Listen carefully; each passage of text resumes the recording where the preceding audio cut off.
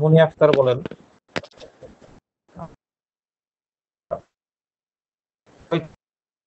বিষয়কে কেন্দ্র করে বার কাউন্সিল প্রশ্ন করে? কয়টা বিষয়কে কেন্দ্র করে?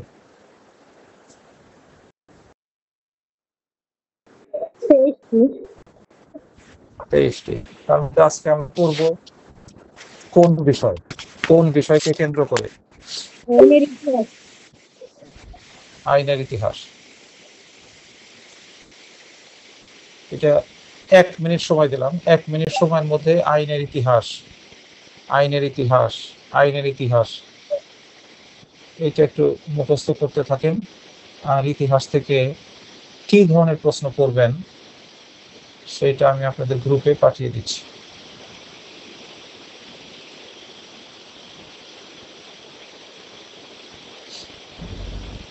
দেখেন একটা কপি এসছে কিনা।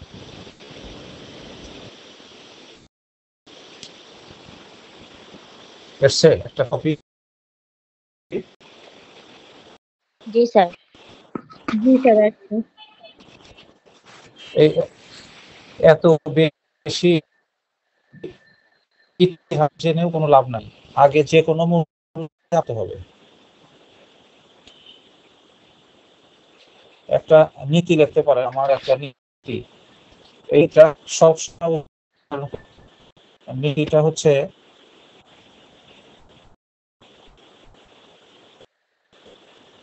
ছেলের পণ্ডিতের চেয়ে পাশের গাধা বড়। ছেলের পণ্ডিতের চেয়ে পাশের গাধা ভালো। আমি কিন্তু তাদের গাধা বলি নাই, এটা একটা নীতি কথা। ছেলের পণ্ডিতের চেয়ে পাশের গাধা ভালো, অর্থাৎ আপনি অনেক জানেন, অনেক বুঝেন, অনেক পড়েছেন এলোমেলো বিশৃঙ্খল ভাবে, কিন্তু পরীক্ষায় অকৃতকার্য হয়েছেন, তাহলে কেউ আপনাকে ভালো বলবে না। আপনি নিয়মিত পড়াশোনা করেছেন, কঠোর পরিশ্রম করেছেন, এটাও কেউ স্বীকার করবে না। কিন্তু কৌশল দিয়ে বুদ্ধি খাটিয়ে যদি আমরা পড়াশোনা করি, তাহলে আমরা যদি পাস করতে পারি, সহজ কম জানলে সেটা কার্যকারিতা পাবে। বুদ্ধিটা, কৌশলটা খাটাইতে হবে সিংহের মতন, বনের রাজা। প্রতিদিন 18 ঘন্টা ঘুমায়, আর গাধা প্রতিদিন 18 ঘন্টা পরিশ্রম করে। কিন্তু বনের রাজা কে হয়েছে, গাধা না সিংহ? বলেন, বনের রাজা কে, গাধা না সিংহ? সিংহ 18 ঘন্টা ঘুমায়,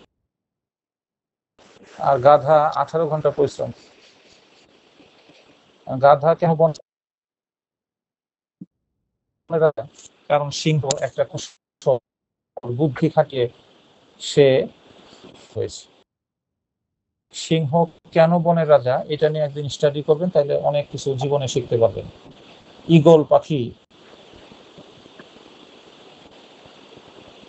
কিভাবে আকাশে উড়ে, কখন কোন স্তরে উড়ে, এইটা নিয়েও পড়াশোনা করলে ঈগল পাখির কাছ থেকে অনেক কিছু শেখার আছে, সিংহের কাছ থেকেও শেখার আছে, গাধার কাছ থেকেও শেখার আছে। কাজে আমরা গাধার মতন অতিরিক্ত পরিশ্রম করতে চাই না। অল্প পরিশ্রম করে যদি ভালো করা যায়, তাহলে গাধা সাজার বা হওয়ার কোনো প্রয়োজনীয়তা নাই। এই জন্য ইতিহাস, আমরা গাধার মতন এত ইতিহাস আমরা জানব না। সাধারণত যে জায়গাগুলি থেকে প্রশ্ন করে সেইগুলি নিয়ে আমরা একটা ছোট ইতিহাস, দণ্ডবিধি আইনের ইতিহাস, এটা চোখে চোখে মুখস্থ করা যাবে। আমি একটা পেজেই চিন্তা ভাবনা করে আপনাদের দিয়েছি অ্যাটেনশন আনার জন্য। প্রথম দেখেন, ভারতীয় উপমহাদেশের সর্বপ্রথম আইন কমিশন গঠিত হয় কত সালে বলেন? 1834 এই 1834 সালটা একদম মুখস্থ করে ফেলেন।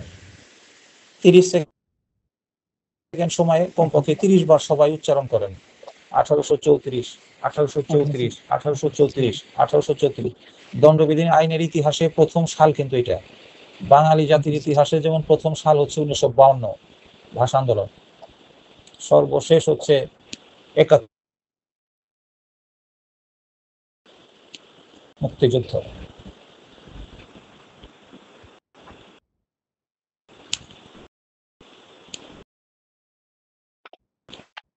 তাহলে ভারতীয় উপমহাদেশে সর্বপ্রথম আইন কমিশন গঠিত হয় কত সালে, এটা প্রশ্ন করতে পারে। 1800। কমিশনটা গঠিত হয়, ব্রিটিশ সরকার অনুধাবন করেন যে এই উপমহাদেশে যারা অপরাধী তাদের শাস্তি দেওয়ার জন্য একটা দণ্ডবিধি আইন প্রণয়ন করা প্রয়োজন। এই লক্ষ্য নিয়ে সর্বপ্রথম আইন কমিশন গঠন করে। ভারতীয় উপমহাদেশের জন্য দণ্ডবিধি আইন প্রণয়নের জন্য ব্রিটিশ সরকার সর্বপ্রথম আইন কমিশন গঠন করে কত সালে? 1834 সালে। এখন প্রশ্ন আসতে পারে, এই প্রথম আইন কমিশন থমাস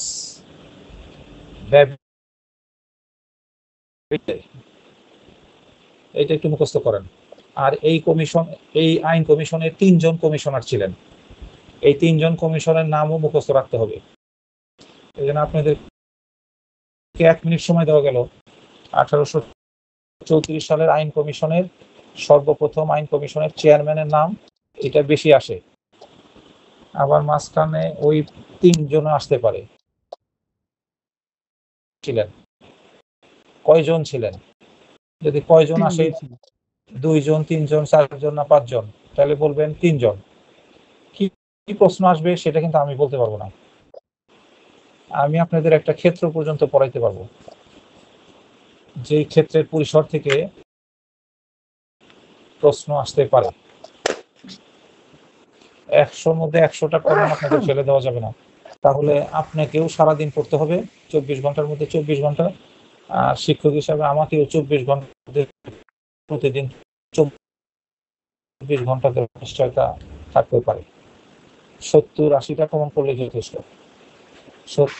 30 বা 20 নম্বরের মায়া ত্যাগ করে দিতে হবে। এই কারণে এই তথ্যগুলি জানলেই যথেষ্ট হবে। প্রশ্ন করি, আপনারা না দেখে উত্তর দেন, না দেখে উত্তর দিবেন। সবসময় বই নিয়ে, খাতা নিয়ে, চোখ দিয়ে দেখে এই প্র্যাকটিসটা ধীরে ধীরে ছেড়ে দিতে হবে। নিজে কেমন ভাবে তৈরি করতে পারেন না দেখে। প্রশ্ন করি, ভারতীয় উপমহাদেশের আইন কমিশন বলেন কত সালে?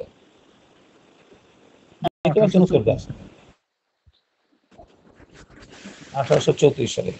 দ্বিতীয় প্রশ্ন হলো, সর্বপ্রথম গঠিত আইন কমিশনের চেয়ারম্যান কে ছিলেন?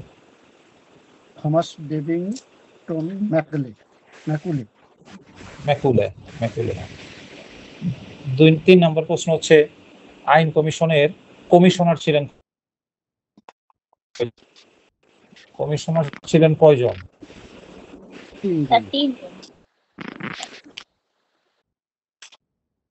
3 জন।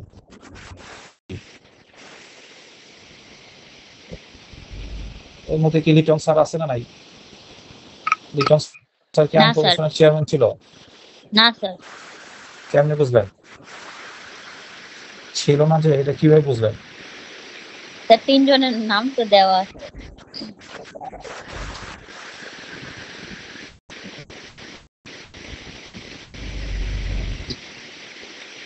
3 জনের মধ্যে কি লিটন স্যারের নাম আছে?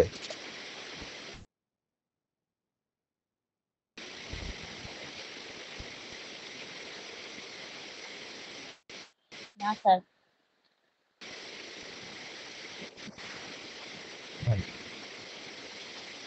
আর ওই সালে কি আমি জন্মগ্রহণ করছি? 1834 সালে আমার জন্ম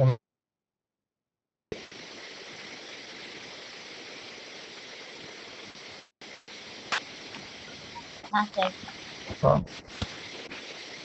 আপনারা তো আমাকে চিনেন, আবার অনেক ছাত্রছাত্রী ক্লাস করতেছেন, আমাকে এখনো পর্যন্ত দেখেন নাই। আমার চেহারা দেখার দরকার নাই, কিন্তু আমার চেয়ে উৎসাহভাজন টমাস বেবিংটন ম্যাকলে, এটা অনেক ভাবে বলে, কেউ বলে ম্যাকুলে, কেউ বলে ম্যাকলে। ওনার চেহারাটা কিন্তু দেখার দরকার আছে।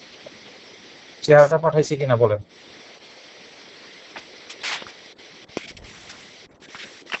দেখেন, স্যার। কিছুটা আমার সাথে মিল আছে চেহারা। জি স্যার, জি। কিছুটা মিল আছে আমার সাথে। অনেক সময় ওনার প্রতি একটা শ্রদ্ধাবোধ কাজ করবে। আর এত বড় একজন ব্যক্তিত্ব, যিনি দণ্ডবিধি আইনের প্রথম কমিশনের চেয়ারম্যান, তাকে তো অবশ্যই দেখার দরকার আছে। সময় সুযোগ মতো ওই তিনজনের ছবি পাঠাই দিব। Anderson, Millet, McLeod. আচ্ছা, তাহলে এই পর্যন্ত সবার পড়া ক্লিয়ার। এরপর প্রশ্ন করতে পারে, এই যে আইন কমিশন, যার চেয়ারম্যান টমাস বেবিংটন ম্যাকলে, এর প্রথম অক্ষর টি দিয়ে, তো এই জন্য অনেকে এটাকে থমাস বলে, অনেকে টমাস বলে, আসলে একই কথা। এই আইন কমিশন দণ্ডবিধি আইন, যেটা মানে ড্রাফট। আপনারা জানেন যে কোনো আইন প্রথমে খসড়া হয়, খসড়ার পরে সেটা পার্লামেন্টে বিল আকারে জমা দিতে হবে। পার্লামেন্টে বিল আকারে জমা দিলে পার্লামেন্ট সেটা আলোচনা পর্যালোচনা করে কিছু বিধান পরিবর্তন, বাতিল, সংশোধনের প্রস্তাব করে, কিছু নতুন সংযোজন করার প্রস্তাব করতে পারে। কিছু বিল পাস হয়, যখন এই বিলটা পাস হবে তখনই সেটা আইনে রূপ লাভ করে। কিভাবে একটা করে বাংলাদেশ আর্টিকেল 80, বাংলাদেশ সংবিধানের 80 অনুচ্ছেদ, এই 80 অনুচ্ছেদটা পড়বেন।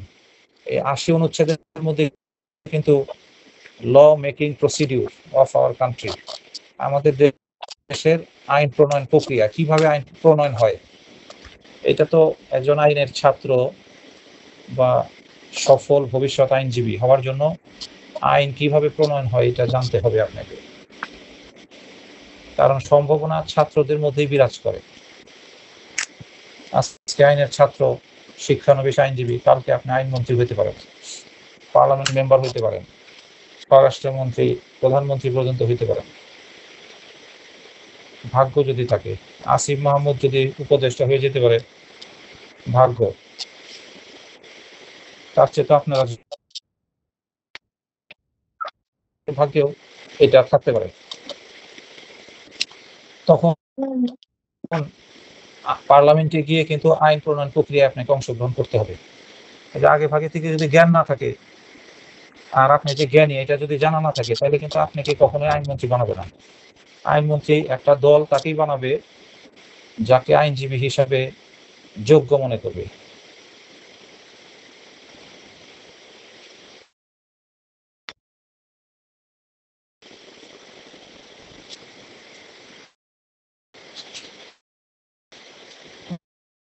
ব্যারিস্টার শফিক আহমেদ, একসময় সিটি ল কলেজের প্রিন্সিপাল। সর্বশেষ যে ছিল সে খুব একটা জ্ঞানী ছিল এরকম না, তবে তার দলীয় একটা প্রভাব ছিল। এই কারণে আইনমন্ত্রীর পদটা পেয়ে আইনের কি কি ক্ষতি করছে, যার ফলে এখন সে নিজেই জেলে আছে। এখানে পরিণতিটা কিন্তু আসল। একটা পদ পাওয়া বড় বিষয় না, পদটাকে সম্মানের সাথে, সুনামের সাথে সেটাকে ধরে রাখা, এইটা একটা বড় বিষয়। পদ জীবনে অনেক পাবে, কিন্তু সেটাকে সম্মানের সাথে, শ্রদ্ধার সাথে ধরে রাখাটা হলো বড় বিষয়। এরপরে প্রশ্ন আসতে পারে যে খসড়া দণ্ডবিধি এটার খসড়াটা প্রণয়ন হয় কত সালে? উত্তর হলো 1837 সালে। তাহলে আমাদের দুইটা সাল খুবই গুরুত্বপূর্ণ দণ্ডবিধি আইনের ইতিহাসে। দুইটা সাল খুবই গুরুত্বপূর্ণ। এক হচ্ছে 1834। এই সালের ঘটনা কি? এই সালকে কেন শ্রদ্ধার সাথে স্মরণ করব? কারণ এই সালেই প্রথম আইন কমিশন গঠিত হয়েছে দণ্ডবিধি আইন প্রণয়ন করার উদ্দেশ্যে। আর 1837 সালটাকে শ্রদ্ধার সাথে স্মরণ করব দণ্ডবিধি আইনের ইতিহাসে এই কারণে যে এই 1837 সালেই দণ্ডবিধি আইনের খসড়া এই আইন কমিশন সেটা প্রণয়ন না, এই খসড়াটাকে ড্রাফট কপিটাকে তৈরি করতে পেরেছে। এটা বিল আকারে পাশ হয়েছে কবে? এই যে একটু আগে বলছি পার্লামেন্টে জমা দেওয়া হলো, ব্রিটিশ পার্লামেন্টে জমা দেওয়ার পর এই আইনের বিল, দণ্ডবিধি আইনের বিল এটা পাশ হইলো কবে বলেন? 6 অক্টোবর পাশ হয়েছে 6 কবে? অক্টোবর 1860 1860। 6 অক্টোবর 60 1860। তাহলে বোঝা গেল 1860 সালটা আমাদের জন্য শ্রদ্ধার বিষয়। তাহলে 3টা সাল এখন পর্যন্ত বললাম, আর আপনারা এখন নিজেরা বলেন যে 1834 সালটাকে কেন আমরা স্মরণ করব? 1837 সালে কি ঘটনা ঘটেছিল? 1860 সালের ঘটনা কি বলেন? ভারতীয় উপমহাদেশে সর্বপ্রথম আইন কমিশন গঠিত হয়। দণ্ডবিধি আইনের ইতিহাসে কি প্রথম উদ্দেশ্যে সালে এটা। কি উদ্দেশ্যে গঠিত হয়? এই কমিশন গঠনের উদ্দেশ্য কি ছিল? উপমহাদেশের জন্য একটা দণ্ডবিধি আইন প্রণয়ন করা। এই উদ্দেশ্যেই এই আইন কমিশনটা গঠিত হয়েছে। এই আইন কমিশন দণ্ডবিধির খসড়া করে কত সালে? 1837। এই খসড়াটা বিল আকারে পাস হয় কত সালে? 1860 সালে। আর এই দণ্ডবিধি আইনটা কার্যকর হয় কবে? 1862। 1 জানুয়ারি 1862। 1 জানুয়ারি 1862 সালে। তাহলে এখন দয়া করে 1 মিনিট সময় চোখ বন্ধ করে ধ্যানের মতো, মেডিটেশনের মতো চোখ বন্ধ করে এই 4টা সাল মুখস্থ করে ফেলেন সবাই। 1834 চোখ বন্ধ করে, 1834, 1837, 1860, 1862। 1834, 1837, 1860, 1862। কমপক্ষে 9 বার 11 বার করবে, 1862। বেজোড় সংখ্যায় থাকবে। কারণ আমাদের আল্লাহ কিন্তু বেজোড়, এক। যখন যে সংখ্যাটা মুখস্থ করবেন সবসময় বেজোড় সংখ্যায় মুখস্থ করবেন, এতে আল্লাহ 9 বার, 3 বার, 9 বার, 11 বার, 21 বার, 27 বার, 33 বার, 99 বার। এই 99 বার পর্যন্ত বললে আর জীবনে ভুল হবে না। কিন্তু আমরা 2-1 বার পড়ে আবার অন্য লাইনে চলে যাই, অন্য পথ চলে যাই। কারণ একসাথে তো বেশিরভাগই আমরা ফাঁকি দিই। এই জন্য যেই দিন মনে হয় পুরি সেই দিন অনেক পড়ে ফেলি, এইটা দরকার নেই। আজকে রাতে যদি অন্তত পক্ষে আর ম্যাকলের চেহারাটা মুখস্থ করে ঘুমাই যান, তাও মনে করবেন আজকের দণ্ডবিধি বা আজকের যে পড়া এটা যথেষ্ট হয়েছে। 4টা সাল এখন কে বলতে পারবেন? কে বলবেন? সাল 4টা কে বলতে পারবেন? দণ্ডবিধি ইতিহাসে 4টা সাল আমি বলতে পারি স্যার। বলেন। ভারতীয় উপমহাদেশে 1834 সালে আইন কমিশন গঠিত হয়। 1837 সালে খসড়া অনুমোদন করা হয়। 6 অক্টোবর 1860 সালে 1960 সালে বিল পাস হয়। 1862 সালে পয়লা দণ্ডবিধি জানুয়ারি আইনের তা বিল কার্যকর পাস হয়। হয়। এই যে পহেলা হলেন, এটা পহেলা বলা যাবে না, এক, কারণ রাষ্ট্রপতি আমাদের দেশে তৎকালীন রাষ্ট্রপতি একটা আদেশের মাধ্যমে 7ই মার্চের যে 7ই রস্য ই, পহেলার লা আর রয়াকার রা, এগুলি সমস্ত কিছু বিলুপ্ত করে আর পহেলা জানুয়ারি এটা বলার সুযোগ নাই, সরাসরি বলতে হবে 1 জানুয়ারি। অন্যেরা মানুক আর না মানুক, as a coming lawyer, provisional lawyer, আপনারা হলো প্রভিশনাল লয়ার, আপনারা কিন্তু ইচ্ছা করলে এখন প্রত্যেকে ভিজিটিং কার্ড করতে পারেন পরে উচিত আর কি। কারণ আইনজীবীর সফলতা প্রচারণার উপর, প্রসারের উপর নির্ভর করে। যত লোক আপনাকে চিনবে, যত লোক আপনি জানবে যে আপনি এই পেশায় আছেন, তত মঙ্গল। আজ জাতীয় বিশ্ববিদ্যালয় বার কাউন্সিলে ইন্টিমেশন পরীক্ষা দেওয়ার জন্য নামটা রেজিস্ট্রেশন করা মাত্র আপনি করতে পারেন তোফাজ্জল হোসেন, নিচে লিখবেন শিক্ষানবিশ আইনজীবী, প্রভিশনাল লয়ার। এটা অনেকে বুঝে ফেলতে পারে, এই জন্য ডট বা পুলিশ সব দিলে পি লয়ার, একটু হালকা দিবেন, তাইলে আইনজীবী হিসাবে। এরপর আপনি একটা মোবাইল নাম্বার দিয়ে, ঠিকানা দিয়ে আদালতে যাতায়াত করলেন। আদালতে যদি মার্কেটে গেছেন, ওইখানে একটা কার্ড দিয়ে চলে আসবেন, রিক্সাওয়ালারে পর্যন্ত কার্ড দিবেন। এই রিক্সাওয়ালা কিন্তু বিপদে পড়তে পারে, আইনের সহায়তা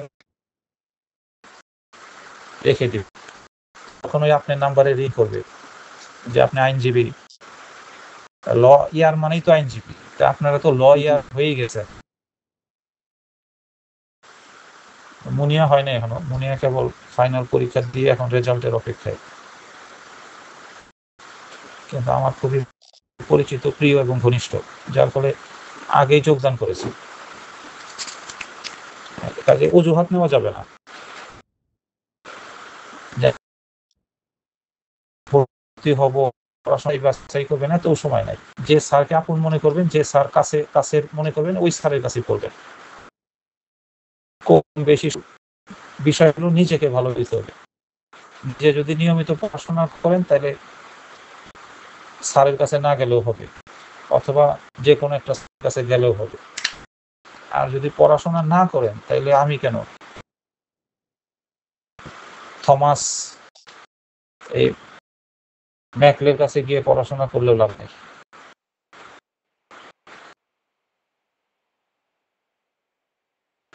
এরপরে দেখেন, এই দণ্ডবিধি আইনটা কার্যকর হয় কত সালে, এটা পাওয়া গেল এই যে 4টা সাল, এই 4টা সালের উপরে কিন্তু প্রশ্ন আসতে পারে। এই জন্য আমি আজকে দেখেন 23টা বিষয় কেন্দ্র পাঠিয়েছি, তার মধ্যে 2 নম্বরটাও কিন্তু আমাদের ক্লিয়ার হয়ে গেল। আমরা কিন্তু ধীরে ধীরে লক্ষ্যমাত্রায় পৌঁছে যাব। ধরেন আমাদের টার্গেট হলো 23 কিলোমিটার যাওয়া, তার মধ্যে 2 কিলোমিটার আজকে চলে গেলাম আমরা, আর থাকলে 21 কিলোমিটার পথ। ইনশাল্লাহ 21 কিলোমিটার পথ আমরা পাড়ি দেব। দেখেন, একটু খেয়াল করে দেখেন, আমি গ্রুপে পাঠিয়ে ক্লাসের শুরুতেই 2 নম্বর হলো সাল। সাল থেকেও কিন্তু একটা প্রশ্ন আসে, দণ্ডবিধি আইনের ইতিহাসে এই 4টা সাল মনে রাখলে হয়, আর কোনো সাল মনে রাখার কোনো প্রয়োজন নাই। তাহলে 4টা সাল কি কি, এবং 4টা সালের কোন সালে কি ঘটেছে, কেন 4টা সাল আমরা শ্রদ্ধার সাথে স্মরণ করব, সেটা আপনারা আজকের ক্লাসে জানতেছেন। শারমিন আক্তার, আক্তার আছেন কিনা জানি না, শারমিন আক্তারের কি আক্তার আছে? জি স্যার আছে। আছে, আচ্ছা আক্তার। আমাদের এখানে কিন্তু আক্তারই বেশি ক্লাস করতেছে। এই যে তানিয়া আক্তার, ফারজানা আক্তার, মুনিয়ার সাথে কি আক্তার আছে? জি স্যার। এটা আক্তারই বেশি। তাহলে এই কয়েক আক্তার, যে কয়েক আক্তারের কথা বললাম, এরা কিন্তু নিজেরা একটা হোয়াটসঅ্যাপ গ্রুপ করে ফেলেন। যারা আক্তার এরা কি করবেন, প্রতিদিন 15 মিনিট নিজেরা একটু আলাপ আলোচনা করবেন, একটা ফ্রেন্ডশিপ বজায় রাখেন, সমমনা সমব্যথিত আপনারা, সমলক্ষ্য, কমন ইন্টেনশন যাবে তাদের মধ্যে বন্ধুত্বের সম্পর্কে একটা গ্রুপ করবেন। গ্রুপে প্রতিদিন 15 মিনিট হইলেও, রাতে হোক দিনে হোক, একটা কনসাল্ট করে নেবেন যে আমরা কোন 15 মিনিট ফ্রি। এই সময় আপনারা 4 জন গ্রুপে যুক্ত হবেন এবং একজন আরেকজনকে প্রশ্ন করবেন। প্রথম প্রশ্ন ফারজানা করলো গ্রুপে যে দণ্ডবিধি আইন কত সালের, উত্তর দেওয়া হইলো, একজন উত্তর দিবেন। আবার প্রশ্ন করবেন দণ্ডবিধির ইতিহাসে 4টা সাল কি কি, আর বাকিরা উত্তর দিবেন। আর একজন আবার আরেকজনকে প্রশ্ন করবেন, কিন্তু ত্রিমুখী প্রশ্ন না করে কে প্রশ্ন করতে হবে তাকে আগে নির্বাচন করবেন। আমি 5টা প্রশ্ন করব, এই 5টা প্রশ্নের উত্তর দেওয়া শেষ হলে আর কেউ যদি ভুল বলে নিজেরা কারেকশন করে দিবেন। একজন ভুল বললে বলবেন, আগেই বাধা দিবেন না, সে পুরা ভুলটা বলুক, ভুলটা বলা শেষ হইলে তখন বলবেন যে না এটা তো 860 হবে না। এইভাবে সংশোধন করে দিবেন।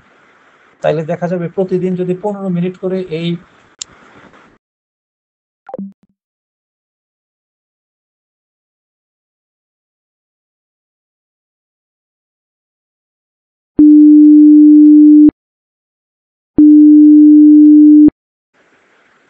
তত্ত্বগত আইন প্রতিশব্দ মুখস্থ করেন, বা মৌলিক আইন বা মূল আইন, 3টা বাংলা প্রতিশব্দ আছে, আরো আছে, এগুলো দিয়ে আমি আগে জটিলতা আনতে চাইলাম না আপনাদেরকে, আগে 3টাই মুখস্থ করি। তত্ত্বগত, তথ্যটা সংশোধন করে নেবেন। তত্ত্বগত আইন, মৌলিক আইন বা মূল আইন, এগুলি একই প্রতিশব্দ। ইংরেজি হলো সাবস্টেন্টিভ ল। কার্যবিধি এগুলি হচ্ছে প্রসিডিউরাল ল বা অ্যাডজেক্টিভ ল, পরে জানা যাবে। আর আমরা এখানে চেষ্টা করেছি যে কেন দণ্ডবিধিটা একটা মৌলিক আইন বা তত্ত্বগত আইন বললাম, সেটার কারণ হলো দণ্ডবিধি 1860-এ অপরাধের সংজ্ঞা আছে, উপাদান আছে, শাস্তি আছে, শাস্তির পরিমাণ আছে, এছাড়াও আছে কিছু, নাই যে না সেটা না, যেমন ব্যতিক্রম আছে, এটা আছে, ওইটা আছে, কিছু উদাহরণ আছে যেটা দেখবেন, কিন্তু মূল হলো এই 4টা বিষয় আছে। এখন আমরা যে দণ্ডবিধি আইনটাকে একটা তত্ত্বগত আইন বললাম বা মূল আইন সাবস্টেন্টিভ ল বললাম, এই মূল আইনের কিন্তু একটা সংজ্ঞা আছে। কি সংজ্ঞা? যে আইনের মধ্যে অন্যায় বা অপরাধের সংজ্ঞা এবং তার প্রতিকার থাকে, যে আইনের মধ্যে অন্যায় বা অপরাধের সংজ্ঞা এবং প্রতিকার থাকে, সেই আইনটাই হচ্ছে মূল আইন। তাহলে দণ্ডবিধি আইনে তো অপরাধের সংজ্ঞা আছে, চুরির সংজ্ঞা, চুরি তো একটা অপরাধ, খুনের সংজ্ঞা 299 ধারা অপরাধ জন্য, 378 ধারায় চুরির সংজ্ঞা, বিশ্বাস, অপরাধ জন সম্পত্তি আত্মসাতের সংজ্ঞা।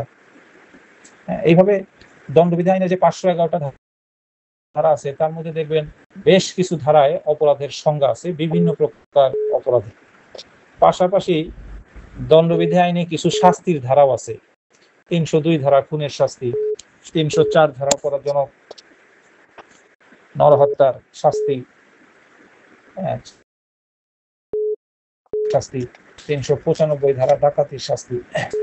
এইভাবে তাহলে প্রমাণ হয়ে গেল যে দণ্ডবিধি নিঃসন্দেহে একটা মূল আইন বা পদ্ধতি তত্ত্বগত আইন। সংজ্ঞা এবং শাস্তি আছে। শাস্তি মানে হলো প্রতিকার, তাইলে সংজ্ঞা এবং প্রতিকার যে আইনে আছে সেইটাই হচ্ছে মূল আইন, সবসময় মনে রাখবে।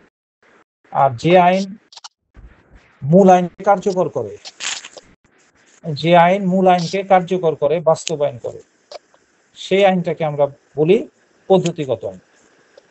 যেমন ফৌজদারি কার্যবিধি, এই ফৌজদারি কার্যবিধি কিন্তু দণ্ডবিধি আইনকে কার্যকর করতেছে। কিভাবে করতেছে? যে দণ্ডবিধিতে তো শুধু চুরির সংজ্ঞার শাস্তি আছে, কিন্তু এই চোরের বিচার কে করবে, কিভাবে করবে, কিভাবে শাস্তি দিবে, এই কার্যকর করার যে আইনগুলি, শাস্তি, অপরাধের শাস্তি কার্যকর করার যে আইন, সেই আইনটা কিন্তু বলা আছে ফৌজদারি কার্যবিধি। এখানে কি বলা আছে? যে যদি কেউ চুরি করে তাহলে তার বিরুদ্ধে আমরা এজাহার করতে পারি, এফআইআর। 154 ধারা দেখবেন আছে ফৌজদারি কার্যবিধিতে, অথবা আমরা 190 ধারা বা এই জাতীয় ধারায় আমরা ম্যাজিস্ট্রেটের কাছে সরাসরি নালিশ করতে পারি, সিআর কেস। এরপরে আছে এই মামলা পাওয়ার পরে পুলিশ 173 ধারা পর্যন্ত সেটা বলা আছে যে 173 ধারায় সর্বশেষ পুলিশ একটা রিপোর্ট দিবে। পুলিশ রিপোর্ট দুই প্রকার, ফাইনাল রিপোর্ট বা চার্জশিট। ফাইনাল রিপোর্ট আকারে দিবে, নাহলে চার্জশিট আকারে দিবে। এইবার যখন চার্জশিটটা আদালতে গেল, তখন আদালত বিচার কার্যক্রম শুরু করবে। কিভাবে বিচার করবে, কিভাবে রায় দিবে, সব কিছু কিন্তু ফৌজদারি কার্যবিধিতে বলা আছে। তাহলে দণ্ডবিধি আইনটাকে, অর্থাৎ দণ্ডবিধি বা মূল আইন, দণ্ডবিধি জনিত মূল আইনকে কিন্তু কার্যকর করতেছে ফৌজদারি কার্যবিধি আইন। দণ্ডবিধি আইন প্রণয়নের 38 বছর পর, দীর্ঘ 38 বছর পর গিয়ে ফৌজদারি কার্যবিধি প্রণয়ন হয়েছে। দণ্ডবিধি 1860 আর ফৌজদারি কার্যবিধি 38 বছর পর 1898।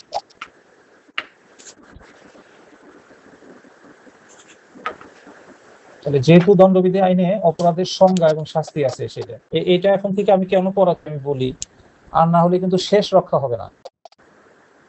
ভাইবা বোর্ডে আপনাকে প্রশ্ন করলো যে আপনি ভাইবা বোর্ডে যাওয়ার পরে ভাইবা যারা প্রশ্নকর্তা তাহারা দেখতে পারলো যে আপনার চেহারাটা ঠিক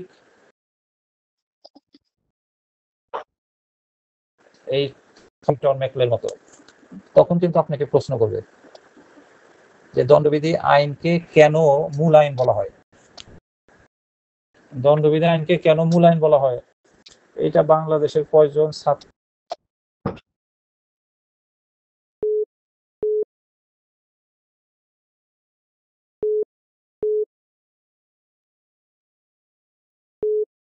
একটা জায়গায় এসে পরীক্ষা দিতে পারবে, আর না হলেও অনলাইনে সরাসরি থাকবে, সরাসরি অনলাইনের মাধ্যমে দিবেন, সিস্টেমটা আমরা বলে দেব। আর প্রতি মাসে একটা এক্সাম প্রিপারেশন টেস্ট, এইটাও দিতে হবে। এইটা সবাই চেষ্টা করবেন প্রতি মাসে একবার স্যারের কাছে এসে, স্যারের কাছে আসলেও কিন্তু একটা দোয়া পাওয়া যায়। এই দূর থেকে অনলাইনে দোয়া এটা তো কোরআন হাদিসে নাই, যদিও এই দোয়াটা লাগবে কাজে, কিন্তু আপনি একটা বিপদে আছেন, সরাসরি যদি স্যারের কাছে আসেন একটা মলিন চেহারা নিয়ে, মা বাবার কাছে যান একটা করুণ চেহারা নিয়ে, তখন চেহারাটা দেখে যদি মায়া হয়, আর ওই মায়াকে কেন্দ্র করে যদি দোয়া হয়, তাহলে সেই দোয়ার গভীরতা না দেখে অনলাইনে এইটা কিন্তু সমকক্ষের হবে না। এই জন্য মাটির মানুষ আমরা যারা শরীর ঠিক রাখতে চান, তারা প্রতিদিন 10-15 মিনিট হলে খালি পায়ে মাটিকে পাড়াতে হবে। যদি আপনারা সুস্থ থাকতে চান, আমরা ঢাকাবাসী বিশেষ অসুস্থ কেন, কারণ আমাদের মাটির সাথে কোনো সম্পর্ক নাই। মাটির সাথে সম্পর্ক না থাকে তাহলে তো অসুস্থ হবে না। মাটির সাথে সম্পর্ক থাকতে হবে, কারণ আমরা মাটির মানুষ। প্রতিদিন 15 মিনিট মাটি যাদের মাটি পাড়ানোর সুযোগ নাই তারা কি করবেন, নিজেদের ঘরে বা বারান্দায় এক কর্নারে কিছু ফ্রেশ মাটি এনে চতুর্দিকে কাঠের একটা বেষ্টনী দিয়ে পাড়াতে পারেন এরকম কিছু মাটি এনে রাখতে হবে। প্রতিদিন বারান্দায় সকালবেলায় এই মাটিটা অন্তত পক্ষে পাড়াবে। আর যারা গ্রামে থাকেন তাদের তো বিরাট সুযোগ আছে, সৌভাগ্যবান তারা মাটি পাড়াইতেও পারবেন বা মাটিতে একটা গাছ লাগাইলেন, গাছ নিড়াইলেন। এই যে মাটি যে শরীরে লাগতেছে এতে আপনি অনেক সুস্থ থাকতে পারবেন। আর সূর্যের আলো, ভিটামিন ডি 15 মিনিট প্রতিদিন গ্রহণ করতে হবে। এই দুইটা কাজ করলে কিন্তু আমাদের শরীর স্বাস্থ্য অনেক কিছু ভালো থাকে। আর নিজে যদি মায়াবী হইতে চান তাহলে মায়ের কাছে, কারণ মায়ের কাছে গেলে মায়ের প্রতি শ্রদ্ধা, মমতা, মায়া মমতা বেশি বেশি কাজ করবে। ওই মায়া মমতা তখন অন্যের প্রতি সৃষ্টি হবে। আর যারা মাকে ভুলে থাকে কঠোর, এরা হাসর ইয়ের ময়দানে কারবারা প্রান্তরের এদেশে কিন্তু কঠোর। যারা মায়ের প্রতি মমতা রাখে না তাদের মনে করবেন কারোর প্রতি মমতা নাই। বউকে যতই বলুক যে আমি তোমাকে অনেক মায়া করি, মাকে যে ভুলে থাকে তাহলে সে যে কোনো অন্য একটা মেয়ের কারণে এই বউকেও যে কোনো সময় ত্যাগ করতে পারে, কারণ সে কঠোর। এই জন্য এই দুইটা কাজ করতে হবে। শরীর ভালো হবে, শরীর ভালো থাকলে না আপনি করতে পারবেন। শরীর খারাপ হয়ে গেলে তো করার কোনো সুযোগ নেই। এই জন্য এই মাটির মতন, সূর্যের মতন, মায়ের মতন শিক্ষকের টাচে থাকতে হবে। এই জন্য চেষ্টা করবেন বাধ্যতামূলক ভাবে 1 মাসে অন্তত একবার শিক্ষকের সান্নিধ্যে এসে কাছাকাছি দাঁড়িয়ে বা বসে চেহারাটা অন্তত পক্ষে দেখানোর জন্য। ভিডিও কল দিয়ে চেহারা দেখালে কোনো লাভ নেই, এটা আসলে উচিত না। এখন আসেন অল্প সময়ের মধ্যে আমরা লিখিত একটু চলে যাই। লিখিতের মধ্যে একটা লাইন আমরা করে দিয়েছি, দেখেন 5টা সংজ্ঞা। 5টা সংজ্ঞা কি কি ছিল বলেন?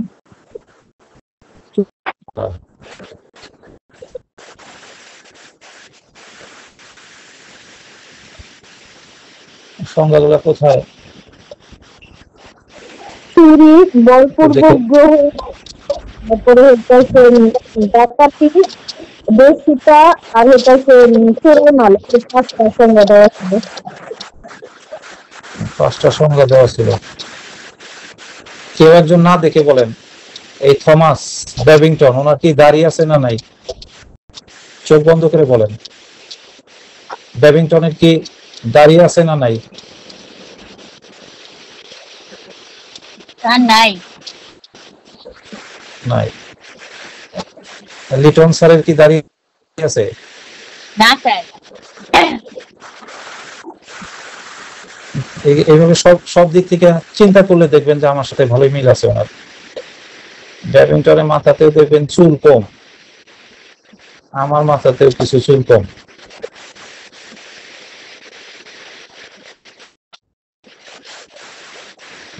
ব্যাবিংটনের যে ছবিটা যে বয়সে দেওয়া হয়েছে, আমার বর্তমান বয়স তার কাছাকাছি।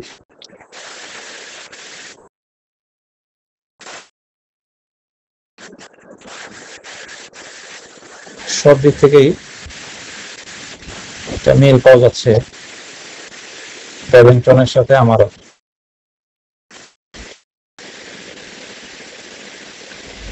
এই সংজ্ঞাগুলো আবার একটু সামনে নিয়ে আসলাম, দেখেন, কারণ আমরা আজকে একটা সংজ্ঞা পড়ব।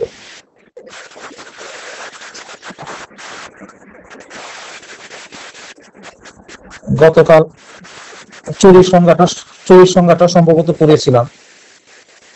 আজকে আমরা চোরাই মাল, এই 5 নম্বর সংজ্ঞাটা বুঝাই। চোরাই মাল এই সংজ্ঞাগুলা কিন্তু নিজে নিজে বুঝলে হবে না। সবসময় মনে রাখবেন, জীবনের যে কোনো শিক্ষার জন্য ওস্তাদ লাগবে।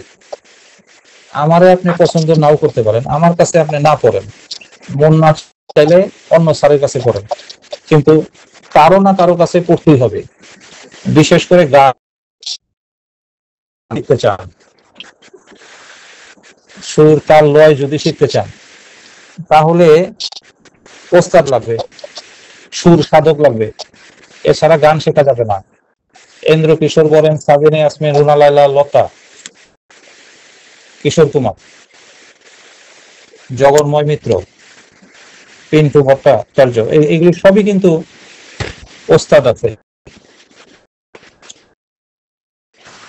এই ওস্তাদদের কাছে তারা নিয়মিত গান শিখেছে, সময় সময় সময় পাইলে এখন ওস্তাদের কাছে যায়, তাদের সান্নিধ্যে যায়।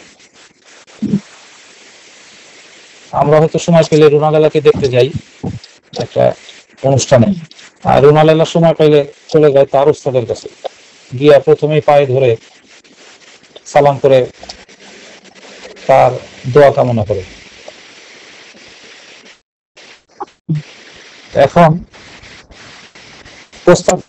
প্রস্তাব না রাখলে এই যে 5 নাম্বার যে সংজ্ঞাটা পাঠিয়েছি, স্টলেন প্রপার্টি, এই সংজ্ঞাটা পুরোপুরি বুঝতে পারবেন না, এবং এটাকে কেন্দ্র করে যত ধরনের এমসিকিউ হইতে পারে সেইটাও বুঝতে পারবেন না। এই জন্য এই সংজ্ঞাটাকে আমরা আজকে বুঝবো এবং বোঝার পাশাপাশি মুখস্থ করব, কারণ পরীক্ষায় এটা আসতে পারে, লিখিত পরীক্ষায় প্রশ্ন করতে পারে চোরাই মাল বলতে কি বুঝবো, চোরাই মালের সংজ্ঞা দাও বা চোরাই মাল কি, তখন এই সংজ্ঞাটা লিখতে হবে। পাশাপাশি এই সংজ্ঞাটাকে কেন্দ্র করে অসংখ্য এমসিকিউ পরীক্ষায় আসতে পারে। আমার পরীক্ষাটাই তো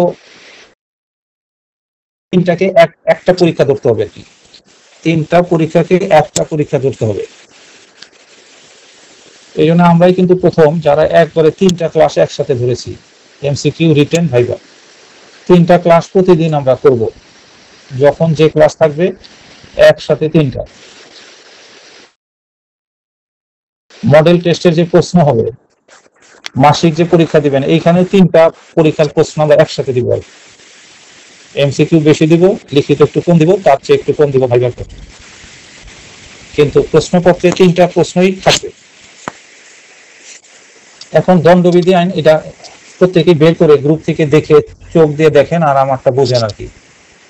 এখানে কি বলতেছে দেখেন, চোরাই মাল বলতে ইংলিশ এখন দরকার নেই, ধারাও দরকার নাই, এইখান থেকে বোঝার চেষ্টা করেন। চোরাই মাল বলতে এমন সম্পত্তিকে বোঝায়।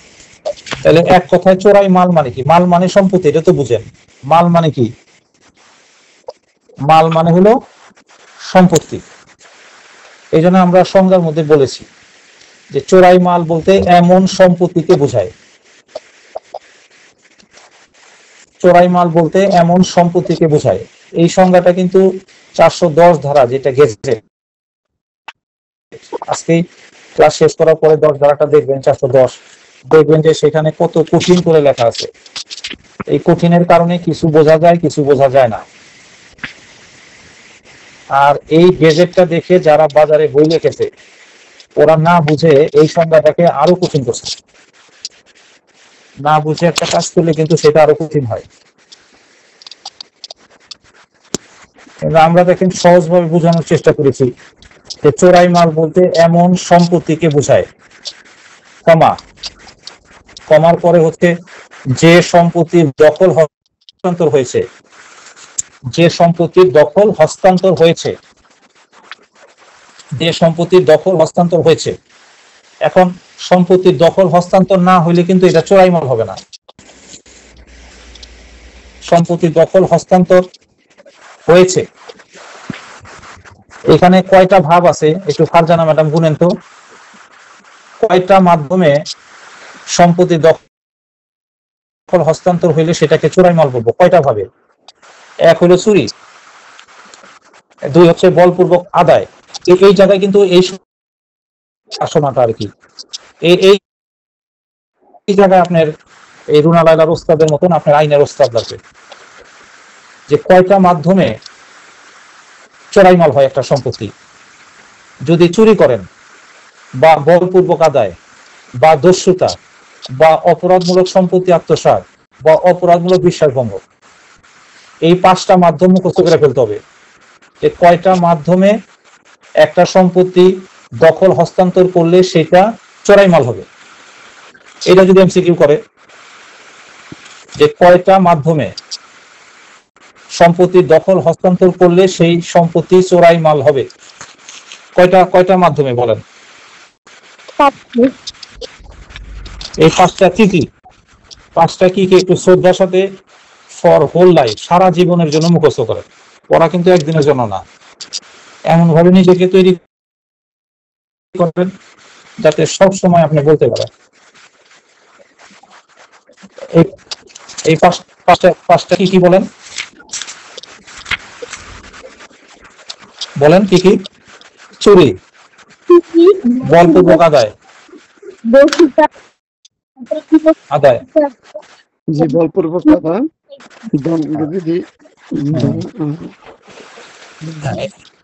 এবার জাস্ট একটা বোঝানোর জন্য আমি বলছি, কারো কোনো মাইন্ড করার দরকার নাই। আর আমি আসলে উদাহরণটা নিজেদের মধ্যেই দিই। ধরেন তোফাজ্জল সাহেব একটা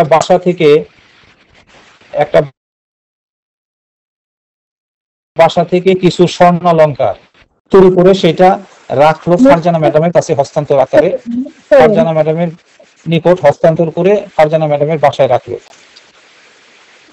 তাহলে সম্পত্তির দখল হস্তান্তর হয়ে গেল। এখন এই সম্পত্তিটা চোরাই মাল কিনা? চোরাই মাল কিনা? কারণ অবশ্যই চোরাই মাল, কারণ চোরাই মালের যে সংজ্ঞা তার সাথে কিন্তু মিলে গেছে। চোরাই মালের প্রথম উপাদান হইল যে এই 5টা মাধ্যমে হইতে হবে। 2 নম্বর হলো সম্পত্তির দখলটাকে হস্তান্তর করতে হবে, আর এটা অবশ্যই হবে একটা সম্পত্তি। তাহলে স্বর্ণালংকারটা তো সম্পত্তি, আর তোফাজ্জল সাহেব সেটা চুরি করেছে, মানে এই 5টার মধ্যে আছে, প্লাস ফারজানা ম্যাডামের নিকট এই সম্পত্তির দখলটাকে হস্তান্তর করছে। আর এই 3টা উপাদানই কিন্তু এই উদাহরণ তোফাজ্জল সাহেব আর ফারজানা এদের উদাহরণের মধ্যে বিদ্যমান। এই কারণে এটা অবশ্যই চোরাই মাল। এইবার একটা উদাহরণ দেই, যাকে প্রশ্ন করতে বলবো সেই উত্তর দিবেন। তোফাজ্জল সাহেব ফরিদপুর ব্যাংক থেকে তার দলবল নিয়ে কিছু টাকা পয়সা, কিছু স্বর্ণালংকার ব্যাংক থেকে ডাকাতি করে সেটা ফারজানার বাসায় রাখলো। যে ফারজানার বাসা নিরাপদ, এখানে পুলিশ খবর পাবে না, এই জন্য তার বাসায় রাখি। এইটা চোরাই মাল হয়েছে কিনা?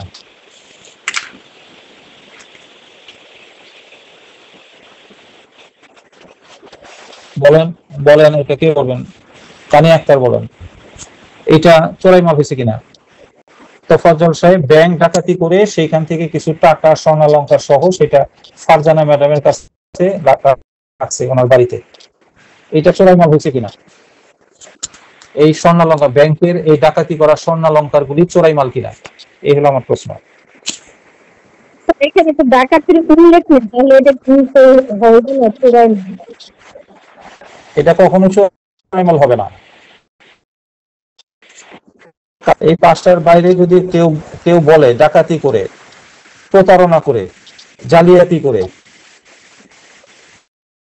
এইগুলির মাধ্যমে যদি সম্পত্তি হস্তান্তর করা হয় তাহলে কিন্তু সেটা চোরাই মাল হবে না। এই জন্য পরীক্ষা এমসিকিউ করতে পারে যে কোন ধরনের সম্পত্তি বা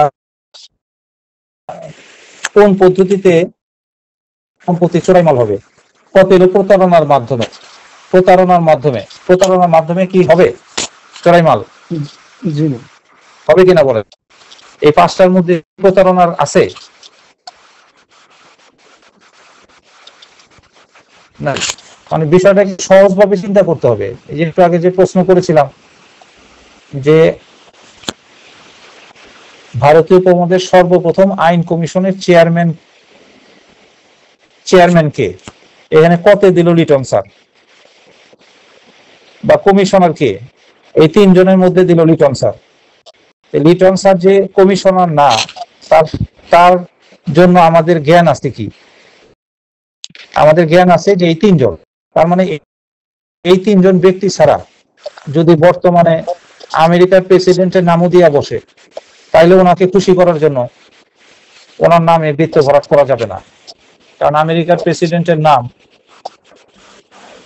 এই কমিশনের তিনজনের মধ্যে নাই। কাজেই চোরাই মাল কয়টা মাধ্যমে চোরাই মাল হইতে পারে? একটা সম্পত্তি কয়টা মাধ্যমে দখল হস্তান্তর হাতে? তিনটের মধ্যে। ডান হাতে কয়টা আঙ্গুল বলেন তো? ডান হাতে কয়টা আঙ্গুল? 5টা। আমাদের এই আইন পড়ার সময় কিন্তু 5 ফিঙ্গার্স, অধিকাংশ জায়গায় 5-এর সংখ্যাটাই বেশি আসবে।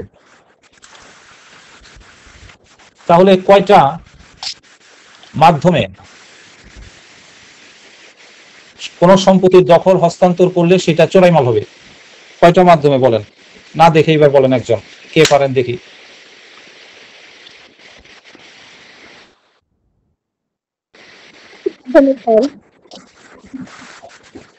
কয়টা মাধ্যমে কোন সম্পত্তির দখল হস্তান্তর করলে সেটা চোরাই মাল হবে? কয়টা পদ্ধতি? না দেখে বলেন।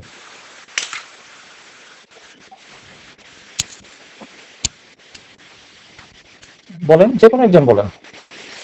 দেরি করলে আপনাদের ক্লাস দেরি হবে। অপরাধমূলক সম্পত্তি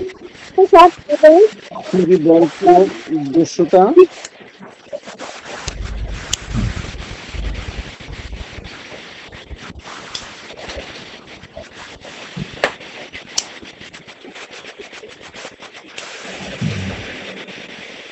তাহলে এই পাঁচটা চুরি, বলপূর্বক আদায়, দস্যুতা, অপরাধমূলক সম্পত্তি আত্মসাৎ, অপরাধমূলক বিশ্বাসভঙ্গ, অর্থাৎ 378 ধারার অপরাধ, 383 ধারার অপরাধ, 390 ধারার অপরাধ, 403 ধারার অপরাধ এবং 405 অপরাধমূলক বিশ্বাসভঙ্গ। এই 5টা ধারার অপরাধ ছাড়া অন্য কোনো মাধ্যমে কোনো সম্পত্তি যদি গ্রহণ করা হয় বা হস্তান্তর করা হয়, তাহলে সেটা চোরাই মাল হবে না।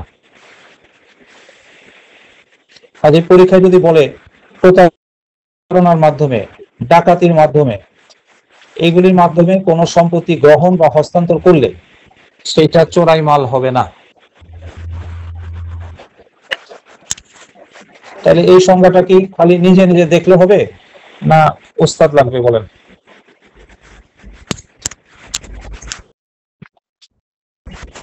বোঝার জন্য ওস্তাদ লাগবে, কারণ আপনারা হয়তো নিজেরা পড়লে এই সংজ্ঞাটা না বুঝে মুখস্থ করে ফেলতেন, কিন্তু এই সংজ্ঞা যে এত কথা বলতে পারে,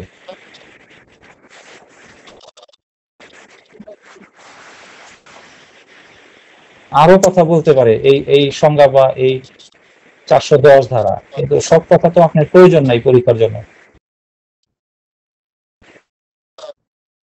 যখন এই মুহূর্তে ততটুকু কথাই বলে দিয়েছি। এই ধারাটা, এই সংজ্ঞাটা পড়তে গেলে আপনাকে মাথায় থাকতে হবে 5টা ভাবে, 5টা মাধ্যমে চোরাই মাল হইতে পারে একটা সম্পত্তি। এই 5টা মাধ্যম কিন্তু মুখস্থ থাকতে হবে। ভাইবা বোর্ডে জিজ্ঞাসা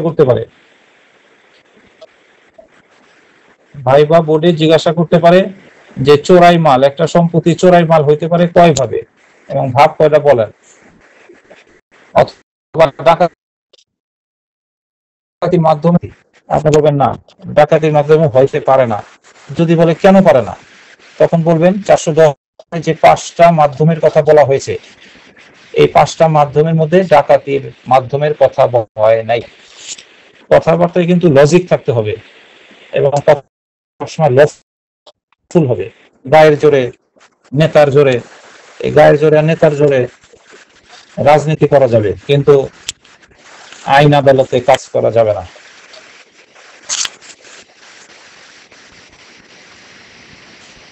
এবার আসেন 1-2 মিনিটে একটু ভাইবা পড়াই। আর প্রত্যেকটার সাথে কিন্তু ভাইবাও জড়িত আছে। ভাইবাও কি ধরনের প্রশ্ন করে সেটা তো আমরা বলে দিচ্ছি। ভাইবা আমরা আপনাদের মনে আছে, ওই জায়গায় এক প্রশ্ন করতেছি। প্রথমে হলো আপনার নাম জিজ্ঞাসা করতে পারে, নামটা বলবেন according to SSC certificate. SSC সার্টিফিকেটে যে নামটা আছে ওইখানে যদি মোহাম্মদ থাকে, মোহাম্মদ, হয়তো আপনার এইচএসসি বা ডিগ্রি এলএলবি সার্টিফিকেটে মোহাম্মদ নাই, কিন্তু এসএসসি পরীক্ষায় মোহাম্মদ আছে, তাহলে এসএসসির মোহাম্মদটাই আপনাকে বলতে হবে। কারণ বলার সাথে সাথে তারা এসএসসি সার্টিফিকেটটা তাদের চোখের সামনে খুলে রাখে যে কোনো ভাইবা বোর্ডে। এইবার একটা প্রশ্ন করি, প্রশ্নের উত্তর দেন হচ্ছে ফারজান আক্তার। আপনি কোন কলেজ থেকে ল পাস করেছেন? ফারজান আক্তার উত্তর দেন, কোন কলেজ থেকে ল পাস করেছেন?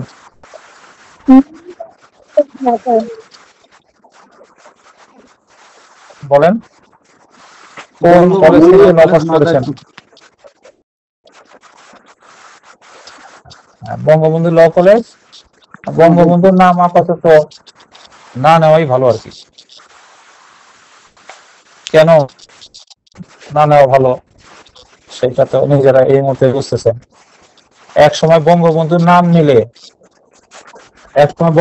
নাম নিলে অনেক সুবিধা পাওয়া যেত, এখনো অসুবিধায় পড়বেন। আমি কিন্তু আজকে ওই বঙ্গবন্ধুর নেতাদের দেখতে পারতেছি না। আপনাদের নিমেরা কলেজে আমি দেখেছি সুবিধা নেওয়ার জন্য বেশ কয়েকজন প্রায় প্রতিদিনই বঙ্গবন্ধুর কোট পরে আসতো আর কি। এখন তারা আওয়ামী লীগ করছে জীবনে, এটাও মুখে বলতে চায় না। তাই বোঝা গেল যে এই লোকগুলি বাটপার ছিল, বঙ্গবন্ধুকে বিক্রি করে আজকে বঙ্গবন্ধুর বিভিন্ন ভাবে সে অসম্মানিত হচ্ছে। কালকে জামালপুর কোর্টের মামলায় গেলাম, দেখলাম এখানে যে তাদের প্রেস ক্লাব জামালপুরের, সেই জায়গায় বঙ্গবন্ধুর ছবি ছিল। এই জায়গায় ভেঙে কোনো মতো তার দুইটা চশমা শুধু দেখা যেতেছে।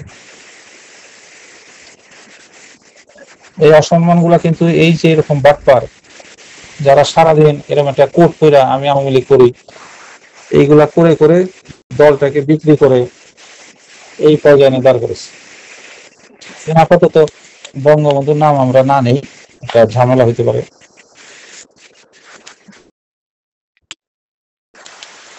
তাহলে শুধু আইনটা আমরা মনে রাখি, তো তোফাজ্জল সাহেবের কিন্তু এখন ভাইবা বোর্ডেও ঝামেলা হবে। দুইটা কারণে হবে, এক হচ্ছে কলেজের নাম, ভাইবা বোর্ড কিভাবে যাইতে হবে, তানি আক্তার যা পড়বে তার সে কয়েক গুণ পড়া করে যাইতে হবে। কারণ প্রথমেই প্রশ্ন করবে কোন কলেজের ছাত্র, বলবেন বঙ্গবন্ধু, তখনই ধরে নিবে আওয়ামী লীগ মাইন্ডের। এখন কিন্তু প্রশ্নকর্তা সব বিএনপির থাকবে ভাইবা বলে। এরপরে প্রশ্ন করবে জেলা কোথায়। জেলার মধ্যে কিন্তু ঝামেলা হয়ে গেছে তোফাজ্জল সাহেবের, শরীয়তপুর, মাদারীপুর, ফরিদপুর, গোপালগঞ্জ বেশি করছে। নেত্রীর এলাকার বাড়ি এটা বলে অনেকে মারধর করছেন, কোর্টের আইনজীবী হয়ে আইনজীবী ধরে মারধর করছে এই বেল্টের আইনজীবীরা। আজকে তারা পলাতক, কিন্তু ওই সময় সব কথা তো শেখ হাসিনা শিখাই দেয় না, এগুলো অতিরঞ্জিত হয়ে কাজ করাতেই আজকে পুরা দলটার এই অবস্থা হয়েছে।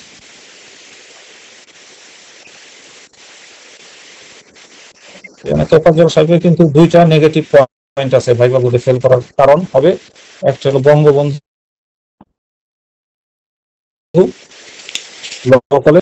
বাড়ি চেক দিয়ে যাইতে হবে, এই দুইটা চেক দেওয়ার পদ্ধতি আছে, ওই পদ্ধতি আমরা বলে দিব, তাইলে আর ফেল করার কারণ থাকবে না। এখন ভাইবা বোর্ডে কতটুকু পড়িয়েছিলাম আমি গ্রুপ থেকে আগে পাঠাই, কারণ এরপর থেকে আমরা করবো আর কি। আমার মনে হয় যে আপনাদের গ্রুপের পড়াগুলি অনেকেই দেখেন না, দেখেন না বলে কিন্তু আমাকে আবার এখন এই যে একটু রিপিট করে আনতে হইতেছে। ভাইবা বলে, এই যে ভাইবা বলে গ্রুপ থেকে নিয়ে আসছি, আমি গ্রুপ থেকে এনে সামনে প্লেস করলাম। দেখেন এই মাত্র গ্রুপে চলে আসছে। আপনার নাম, আপনার সিনিয়রের নাম কিভাবে বলতে হবে, লার্নার অ্যাডভোকেট, তারপরে মিস্টার বা মিসেস যাই বলেন। আপনার সিনিয়র কোন সাইডে প্র্যাকটিস করে, বলবেন সিভিল এবং ক্রিমিনাল উভয় সাইডে। আপনি কোন সাইডে প্র্যাকটিস করতে চান আপাতত, ভবিষ্যতে হয়তো সিভিল বা ক্রিমিনাল যে কোনো এক সাইডে চলে যাবেন, কিন্তু আপাতত এই আপাতত শব্দটা ব্যবহার করতে হবে। আপনি যে কলেজ থেকে পাস করেছেন, এখানে দেখেন লেখা আছে শেষে রামপুরা পুর হয়ে গেছে, রামপুরা হবে, রামপুরা ল কলেজ ঢাকা, নিরপেক্ষ কলেজের নাম দিলাম। এত পেশা থাকতে আইন পেশায় কেন এসেছেন, এই জায়গাটা কিন্তু সবাই মুখস্থ করে ফেলবেন, কিন্তু আমার মনে হয় একজনও মুখস্থ করেন নাই। কারণ আমি আপনাদের নারী নক্ষত্র কয়েকটা ক্লাসে সব কিনা ফেলছেন। এই জন্য এখন একটু কষ্ট দিব। এই জন্য এখন 2 মিনিট সময় এই মুহূর্তে কষ্ট দিব। এই 2 মিনিটে আমার সাথে আপনারা মুখস্থ করতে থাকেন। 2 মিনিট মানে 120 সেকেন্ড, অনেক সময়, যতবার বেশি পড়া যায় এগুলি করতে থাকেন। কিন্তু পড়ার মধ্যে আপনাদের একটা সিস্টেমগত ভুল হবে, এই কারণে পড়া মুখস্থ হয় না। আপনারা করবেন কি, একদম আইন থেকে চাই পর্যন্ত একবারে মুখস্থ করতে থাকবেন, এই জন্য হবে না। আপনি আগে মুখস্থ করেন আইন পেশার সম্মানজনক, আইন পেশার সম্মানজনক, এই কথাটাকে 11 বার পড়ে মুখস্থ করেন, 11 বার মুখস্থ করেন। আজকে যদি একটা লাইনও মুখস্থ করে ঘুমাইতে পারেন, একটা লাইন, এখানে অনেকগুলি লাইন আছে, একটা লাইনও যদি মুখস্থ করে ঘুমাইতে পারেন তাও কাজে লাগে। কারণ এই প্রশ্নটা কিন্তু বিভিন্ন জায়গায় আপনি উত্তর দেওয়ার সম্মুখীন হবেন। ভালো মনে করেন আমি অ্যাটর্নি জেনারেলের সাথে একদিন এমনিতে দেখা করতে গেছেন কোর্টে, এই অ্যাটর্নি জেনারেল প্রথম দেখি আপনাদের প্রশ্ন করবে, এটা পরীক্ষা না, পরীক্ষা লাগবে না, পরীক্ষা ছাড়াই একজন হাইকোর্টের সিনিয়র আইনজীবীর সাথে দেখা হয়েছে, আপনার হাজবেন্ড পরিচয় করাই দিতেছে যে আমার ওয়াইফ, সে অ্যাডভোকেসি পরীক্ষা দিবে, ল পাস করছে। তখনই আপনার প্রশ্ন করবে যে তুমি কেন আইন পেশায় আসতেছো, তখনই বলবেন আইন পেশার সম্মানজনক। নিজেকে সবসময় নিজের সম্মান করতে হবে। আপনি নিজেই যদি বলেন আমি কিছুই না, আমার মেধা নাই, আল্লাহ আমাকে স্মৃতিশক্তি দেয় নাই, আমার দ্বারা কিছুই হবে না, এই নেগেটিভ কথাগুলো যদি নিজেই নিজের বিরুদ্ধে বলেন, তাহলে আপনার দ্বারা কিছুই হবে না। এই জন্য নিজের যে পেশা,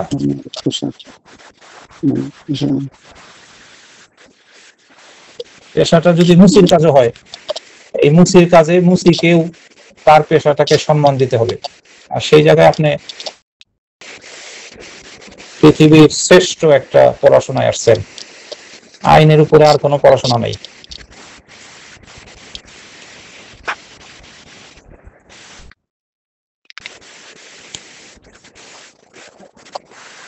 তাহলে আইন পেশা সম্মানজনক, এটা মুখস্থ হওয়ার পরে যতক্ষণ দেখবেন এটা মুখস্থ হয় নাই, ততক্ষণ পর্যন্ত আর দ্বিতীয় কোনো লাইনে যাওয়ার চেষ্টা করেন না। এইভাবে যদি পড়েন তাইলে মুখস্থ হবে। আর যদি একবারে পুরোটাই মুখস্থ করতে চান তাহলে 2 দিন পরে ভুলে যাবেন, উত্তরের সময় এলোমেলো উত্তর হবে, আগের কথা পরে, পরের কথা আগে, এইরকম একটা উল্টাপাল্টা কাজ হবে।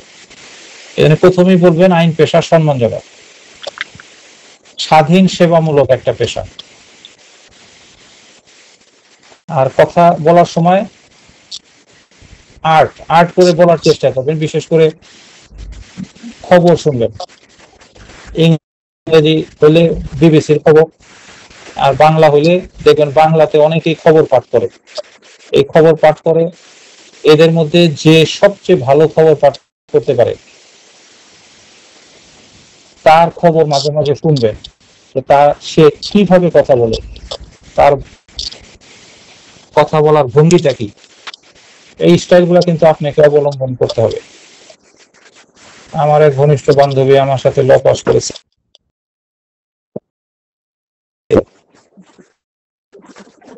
সে খুব ভালো খবর পেয়ে যাবে।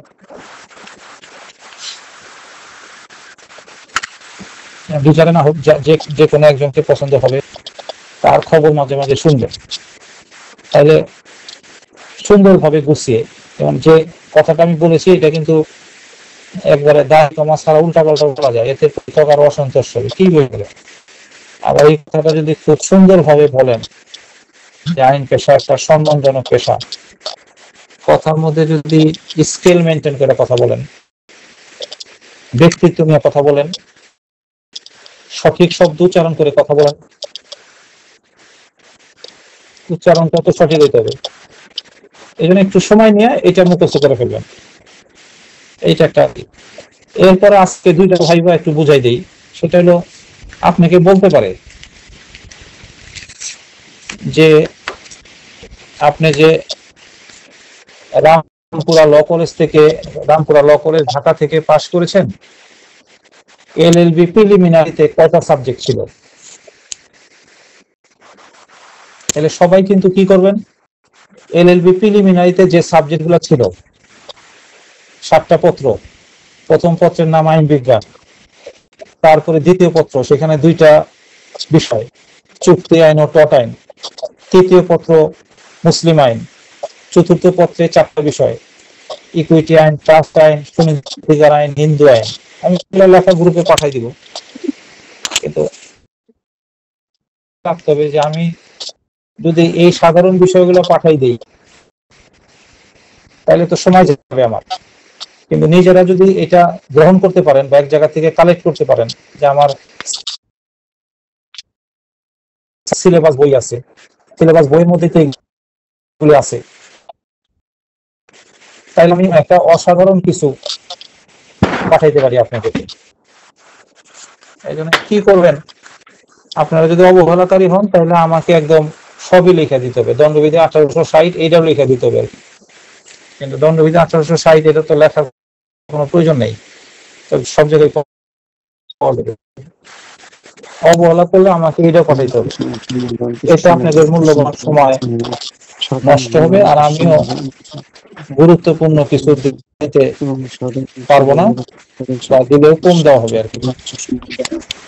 এইবার যখন LLB প্রিলিমিনারি 7টা পত্রের নাম মুখস্থ হয়ে যাবে, তখন আপনার 7টা সাবজেক্ট, এগুলো হলো আপনার বাড়ির কাজ দিয়ে দিলাম, যার যার বাড়ির কাজ। মুখস্থ যদি না করেন সেটা কিন্তু আমি দায়ী না। অনেক অনেক প্রশ্ন আপনি ভাইবা বলে শিখে গেছেন, পরে গিয়ে কিছুই প্রশ্ন করেন না, আপনারা বলছে যে আপনি যে ল কলেজে পড়েছেন বা ইউনিভার্সিটিতে পড়েছেন ওইখানে কোন, কিন্তু আমি এই মুহূর্তে যেটা পড়াই দিব সেটা হচ্ছে যে এই যে বার কাউন্সিল পরীক্ষা যেটা আমরা দিব, এই পরীক্ষাটার নাম কি? পরীক্ষা দিব এখন বার কাউন্সিলে, আমাদের পরীক্ষাটার নাম কি? যেমন SSC পরীক্ষা বলি আমরা, HSC পরীক্ষা বলি, MCQ পরীক্ষা। একদিন বলেছিলাম আমি, আমার বলা কথাটাই বলেন।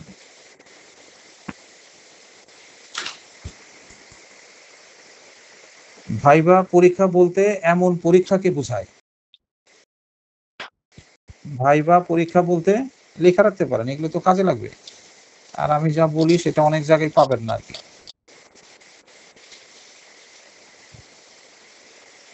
আমি বিভিন্ন জায়গা থেকে পড়াশোনা করে, জ্ঞান অর্জন করে,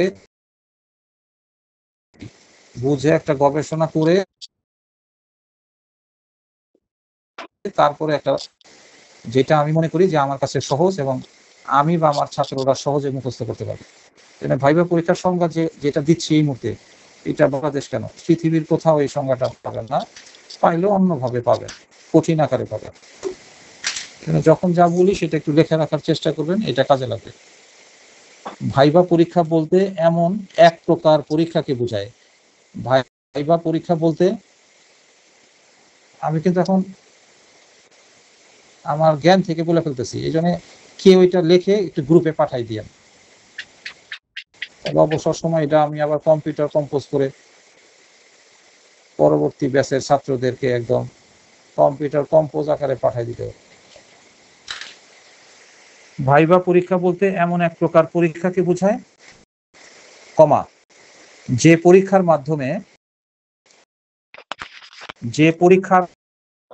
মাধ্যমে পরীক্ষকগণ পরীক্ষার্থীগণ পরীক্ষকগণ এক্সামিনার পরীক্ষকগণ সাধারণত দেখবেন ভাইবা বোর্ডে একজন থাকে না। জীবনে অনেক ভাইবা বোর্ড ফেস করছেন, অধিকাংশ ভাইবা বোর্ডে দেখবেন বহু বচন থাকে। এই জন্য পরীক্ষকগণ একজন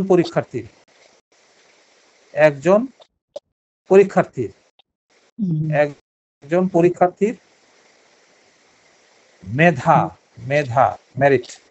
মেধা ও ব্যক্তিত্ব, মেরিট অ্যান্ড পার্সোনালিটি, মেধা ও ব্যক্তিত্ব যাচাই করে দেখেন। পরীক্ষার আর একটা নাম, মানে পরীক্ষা মানে হলো যাচাই করা। পরীক্ষা বলতে যাচাই করাকে বোঝায়। এই জন্য ব্যক্তিত্ব যাচাই করে দেখেন। এই জায়গায় কিন্তু ভাইবা পাশ করার একটা কারণ বা ফেল করার ভাইবা বোর্ডে যখন যাবেন তখন ব্যক্তিত্ব নিয়ে যেতে হবে, শুধু মেধা নিয়ে গেলে হবে না। এখন আসেন সিদ্ধান্তে। এমসিকিউ যে আমরা পরীক্ষা দিয়ে পাশ করি, এমসিকিউ পরীক্ষায় পাশ করলেও কি সেখানে ব্যক্তিত্ব যাচাইয়ের কোনো সুযোগ আছে? আপনি কতটুকু ব্যক্তিত্ব সম্পন্ন, এটা কি এমসিকিউ পরীক্ষার মাধ্যমে যাচাই করে দেখা যাবে? সম্পন্ন। যদি কেউ 100টার মধ্যে 90 নাম্বার পায়, কেউ 80 পায়, কেউ 70 পায়, কেউ 60 পায়, কেউ 50 পায়, বা কেউ 100তে 100 পায়, তাহলে কে কতটুকু মেধার অধিকারী এই ক্লাসিফিকেশনটা কিন্তু বোঝা যাবে। কিন্তু ব্যক্তিত্ব সম্পূর্ণ কতটুকু এইটা বোঝা যাবে না। এবার আসেন লিখিত পরীক্ষাতেও যে পরীক্ষার্থীরা অংশগ্রহণ করে, লিখিত পরীক্ষাতেও কিন্তু মেধা যাচাই করার সুযোগ আছে, কিন্তু এখানেও ব্যক্তিত্ব যাচাই করার কোনো সুযোগ নাই। কিন্তু ভাইবা পরীক্ষায় যখন সরাসরি সাক্ষাতে আসবেন, আপনার চেহারা দেখবে। এই জন্য কিন্তু আমি বলছি মাসে একবার আমার কাছে আসবেন। কেন আসতে বলছি জানেন? চেহারাগুলি দেখার জন্য। কারণ আমরা অভিজ্ঞ শিক্ষক, চেহারাটা দেখলেই বুঝতে পারবো যে আপনি 1 মাস কি পড়ছেন না পড়েন নাই। কারণ যারা পড়ুয়া ছাত্র, তাদের চেহারাটা একটু ভঙ্গুর থাকবে, ক্লান্তির একটা ছাপ থাকবে, পরিশ্রমের একটা চিহ্ন পাওয়া যাবে। এটা শিক্ষক বুঝতে পারে। মা যেমন একটা সন্তানের চেহারা দেখলেই বুঝতে পারে যে তার সন্তানটা কষ্টে আছে না আনন্দে আছে। মারও ডাক্তার। এখন তো প্যাথোলজি নির্ভর ডাক্তার হয়ে গেছে, যার ফলে ডাক্তার জাতি আমাদের দেশে প্রায় ধ্বংস। কিন্তু এমন এক সময় ছিল যে ডাক্তার রোগীর চেহারা দেখেই বুঝে ফেলতো তার কি রোগ হয়েছে। রোগীর চেহারা দেখে বলতো যে ওর যক্ষা হয়েছে।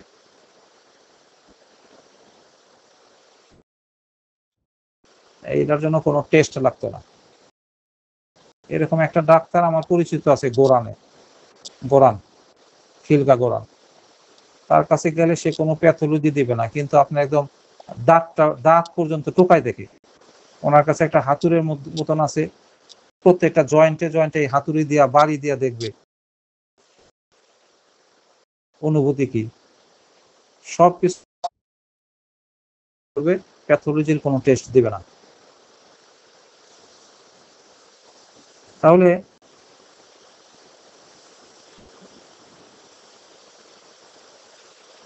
এই যে একজন পাঠিয়ে দিয়েছে দেখেন, মুনি আক্তার।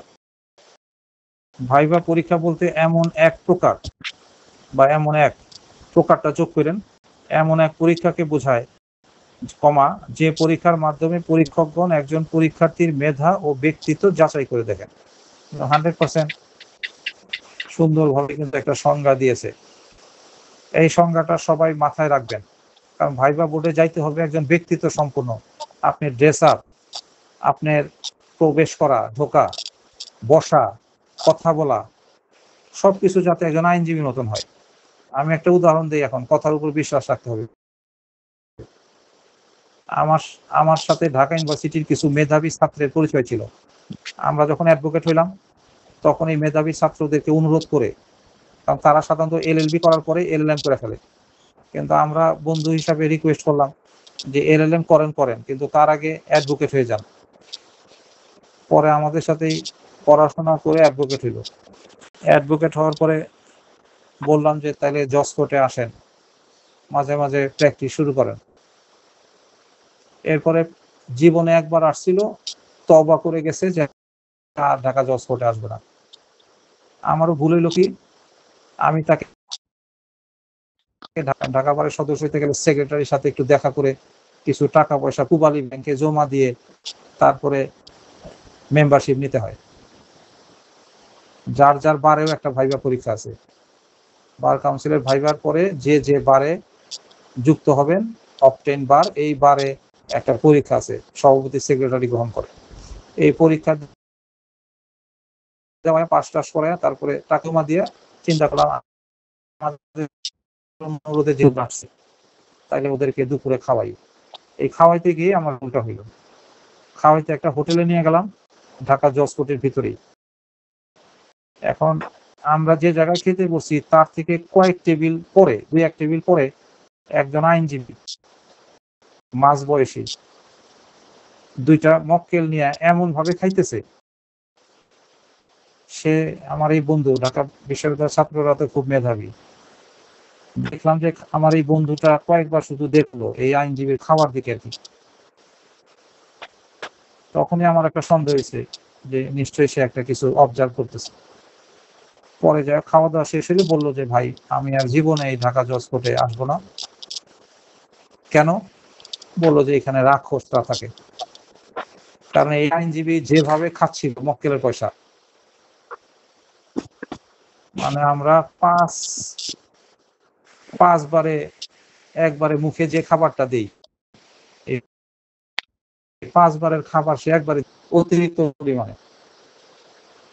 এই খাওয়া দেখে সে বুঝতে পারছে যে কোর্টের আইনজীবীরা শুধু খাই করে, এগুলি রাক্ষস। সবাই না, অধিকাংশ। এই 1 সেকেন্ডে কিন্তু সে বুঝা ফেলছে আর কি যে কি অবস্থাটা। এই জন্য সে বলছে যে না ভাই। এখন অবশ্য সে আমার এই বন্ধু এখন রেলওয়ে, বাংলাদেশ রেলওয়ের লিগাল অ্যাডভাইজার, মানে আইনজীবী। বাংলাদেশ রেলওয়েও কিন্তু একজন আইনজীবী থাকে, নাম হচ্ছে মামুন। ঢাকা কলেজে আমার সাথে একসাথেই পড়তো। ঢাকা কলেজ থেকে সে ঢাকা ইউনিভার্সিটিতে ল ডিপার্টমেন্টে পড়ে। এই যে বিষয়গুলি বললাম, দেখেন তাহলে লাইনটা চেঞ্জ করে ফেললো, পার্সোনালিটি বোঝা গেল। এই যে রাক্ষস যে পার্সোনাল, সেটা কিন্তু নাই। অনেকে আছে ভাত পড়তেছে আর টোকাইতেছে, কিন্তু আপনাকে এমন ব্যক্তিত্ব সম্পন্ন হইতে হবে যে খাওয়ার সময় যাতে একটা ভাত না পড়ে। এই ভাত পড়তেছে আর নবীর করতেছেন, এই ভাত তুলে খাওয়া, এইগুলি ব্যক্তিত্বকে ধ্বংস করে। নিজেকে এইভাবে তৈরি করেন যে ভাত পড়বেই না। কারণ একটা ভালো ভদ্র সমাজে একটা এলাইট পার্সনদের মাঝখানে খাইতে বসছেন, সেখানে বারবার ভাত পড়তেছে আর ভাত আপনি তুলতেছেন। কাজে এরকম প্রত্যেকটা কাজে কর্মে এখন থেকেই একজন আইনজীবী মানে অবশ্যই একজন ব্যক্তিত্ব সম্পন্ন ব্যক্তি। ফাজলামি করার জন্য এখানে যাওয়া হবে না। আপনার কথাবার্তা, চাল চলন, আচার আচরণ সবকিছু আপনি ব্যক্তিত্বের পরিচয় দিতে হবে। এই ব্যক্তিত্ব এখন থেকে যদি গড়ে তুলতে না পারেন, তাহলে তো একদিন হঠাৎ করে ভাইবা বোর্ডে গিয়া কি আপনি ব্যক্তিত্ব দেখাইতে পারবেন? খালি একটা ভালো পোশাকে যাওয়াটাই কিন্তু ব্যক্তিত্বের পরিচয় না। ভাইবা বোর্ডের আগে ভালো একটা ড্রেসে জুতা পরে গেলাম, ওইটা একটা দিক, কিন্তু ব্যক্তিত্ব নিয়ে পড়াশোনা করবেন। আপনারা নেটে একটু সার্চ দিবেন যে ব্যক্তিত্ব সম্পন্ন মানুষ। এই ব্যক্তিত্ব সম্পন্ন মানুষ নামে নেটে একটু সার্চ দিবেন, বা ব্যক্তিত্ব সম্পন্ন মানুষের গুণাবলী, এই ব্যক্তিত্ব সম্পন্ন মানুষের গুণাবলী এটা দিয়েও যদি নেটে সার্চ দেন, এটা নিয়ে একটু পড়াশোনা করেন যে আসলে ব্যক্তিত্ব সম্পন্ন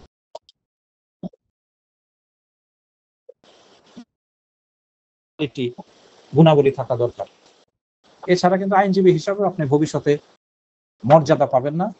এই জন্য আমরা প্রথমেই কিন্তু বলেছি যে আইন একটা সম্মানজনক পেশা।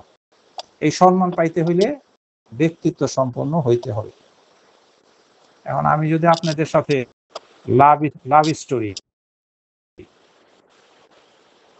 স্টোরি নিয়ে আলাপ আলোচনা করি বা জানার চেষ্টা করি, কিংবা তোফাজ্জল সাহেব আইসা বলল যে মুনিয়া এক ছেলের সাথে পার্কে ঘুরে বেড়ায়, আমি একটু উদাহরণ হিসেবে বলতেছি, মুনিয়া একটা ভালো মেয়ে এটা আমি জানি, উদাহরণ হিসেবে বলতেছি, পার্কে ঘুরে বেড়ায় আর আমি এটার মধ্যে ইন্টারফেয়ার করলাম, মুনিয়ারে ডেকে কড়াভাবে শাসন করলাম,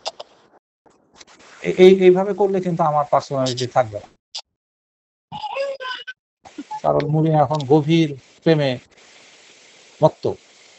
এখন আমি স্যার হিসাবে যতই বলি সে তো আমার নিষেধ শুনবে না, তাহলে আমি ওইটার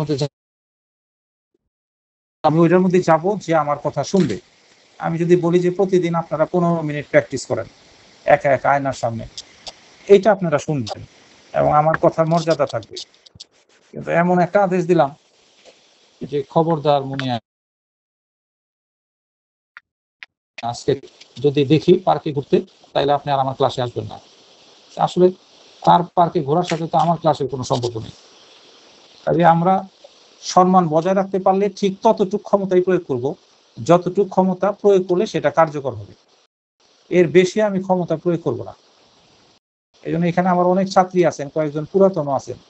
আমি কি কোনোদিন আপনাদের জিজ্ঞাসা করছি যে আপনার স্বামী কি করে? এটা একজনের জিজ্ঞাসা করিনি। আপনার কয়জন ছেলে মেয়ে? এটাও জিজ্ঞাসা করিনি। কারণ আপনার স্বামী কে, কি করে, কয়টা সন্তান আছে না আছে, এই খবর দেওয়া স্যার হিসেবে আমার দরকার।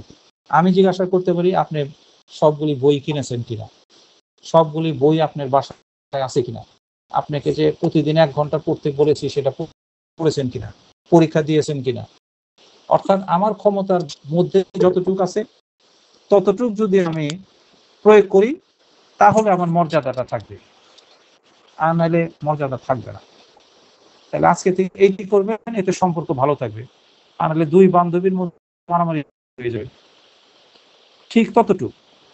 আমি যখন ল পড়েছি, আইনজীবী হয়েছে, আমার অনেক বন্ধু বান্ধব ছিল যারা বিভিন্ন জায়গায় গিয়ে মদ খেত, থানার ওসি টসিরে নিয়ে রমনা পার্কে আর কি।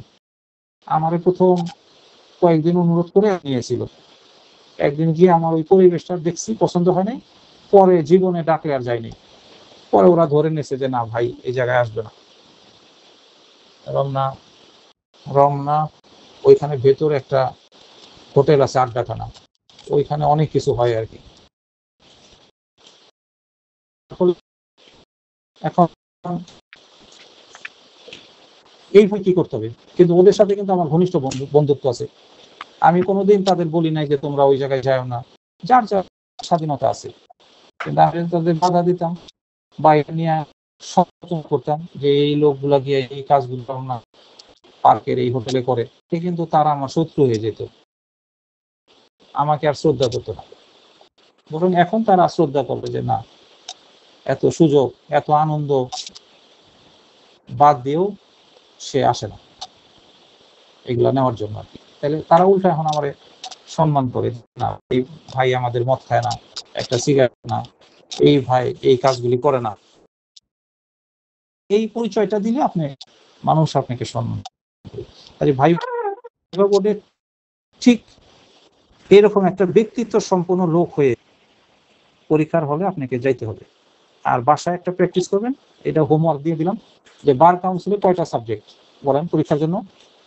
বার কাউন্সিল পরীক্ষায় কয়টা সাবজেক্ট? 7টা সাবজেক্ট। 7টা সাবজেক্টের নাম বলেন, দ্রুত বলেন, আমার একটা জরুরি কাজ চলে আসছে, নোটিশ আসতেছে।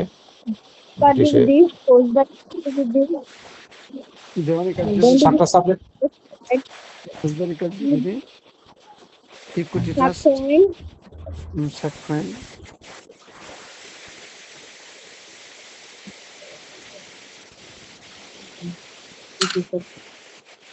সাবজেক্ট বলার মধ্যে কিন্তু প্যাচ লাগতেছে, সাবজেক্ট দণ্ডবিধি বলা হইতেছে না আপনাদের। বার কাউন্সিল ব্যবহার বিধি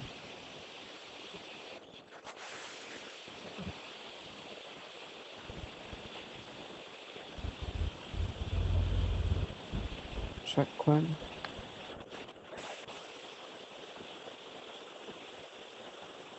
কার্যবিধি কার্যবিধি পেটিটাস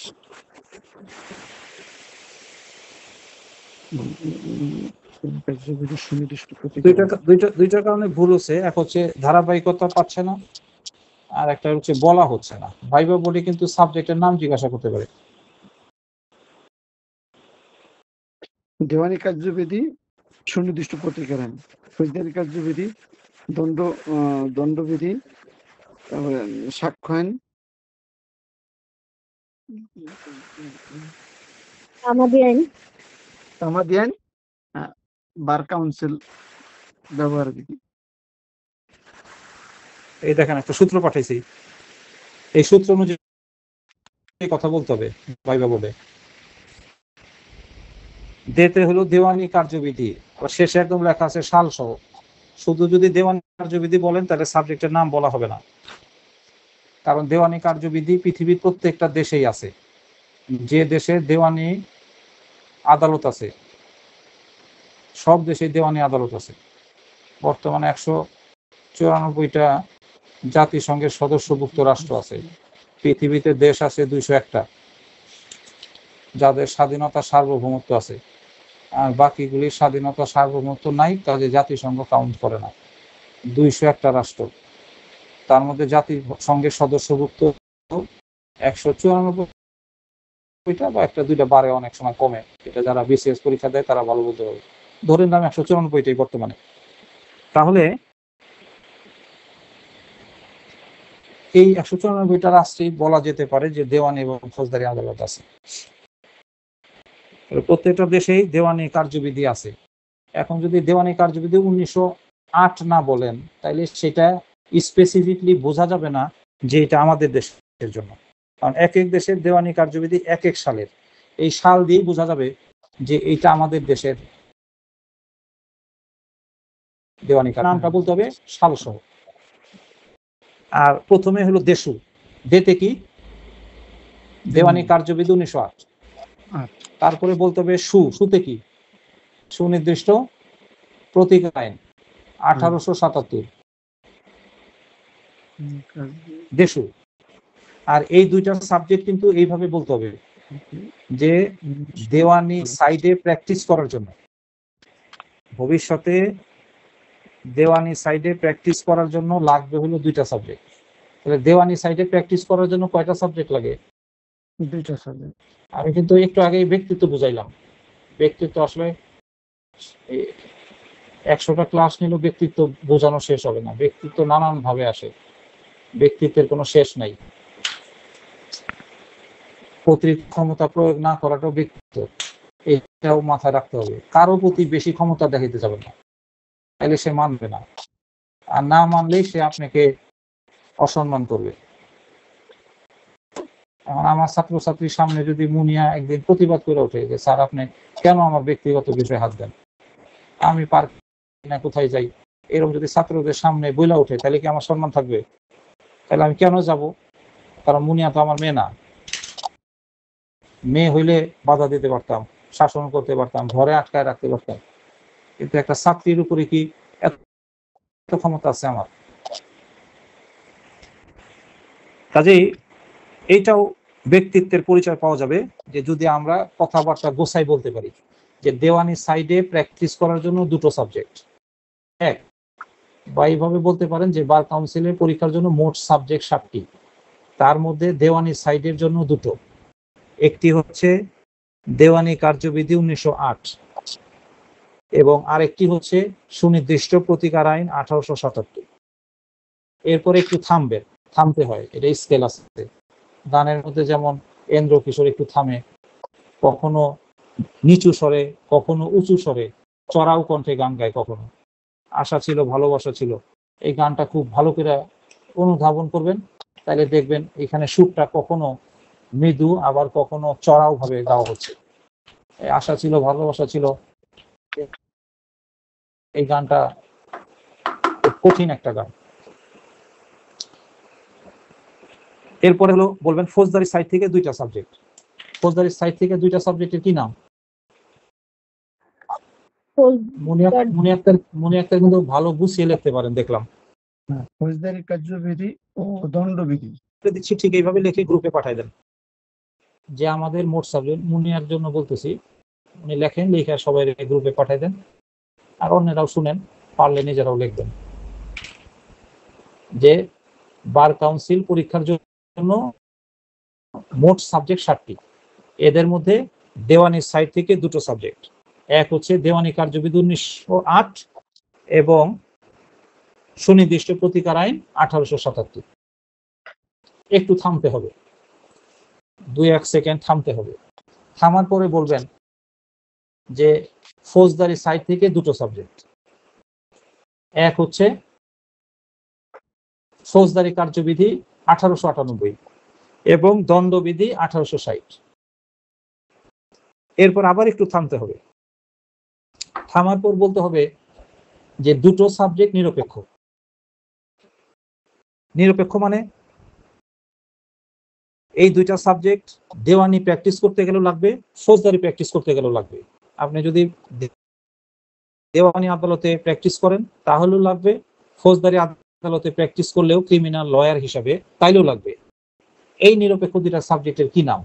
সাতা। দন্তস্বতে কি হলো? দন্তস্বয় আকারে কি হলো? সাক্ষ্য আইন। সাক্ষ্য আইন 1872। আর তাতে কি বলেন? তামাদি আইন। আচ্ছা, এখন আপনি নিজেরাই বলেন তো, যে কেউ যদি সাবজেক্টের নাম বলতে চায় উল্টা পাল্টা, এইটা ভালো হচ্ছে না আমি যেভাবে গুছিয়ে বলে দিলাম সেটা ভালো হচ্ছে? কোন কোন উত্তরে পরীক্ষক সন্তুষ্ট হবে বলেন? উল্টা পাল্টা সাবজেক্টের নাম না এই জ্ঞানের কথা যদি বলেন, এইভাবে একটু বলার চেষ্টা করবেন। পাশাপাশি এখানে কিন্তু একটা জ্ঞানও পাওয়া গেল যে এখন থেকে যারা মনে করবেন যে আমরা ভবিষ্যতে ভালো সিভিল লয়ার হব, তাহলে এখন থেকে কোন সাবজেক্ট বেশি বেশি পড়তে হবে? দেওয়ানি আর সুনির্দিষ্ট। আর যদি এখন থেকে কেউ মনে করেন সুনির্দিষ্ট প্রতিকার আইন,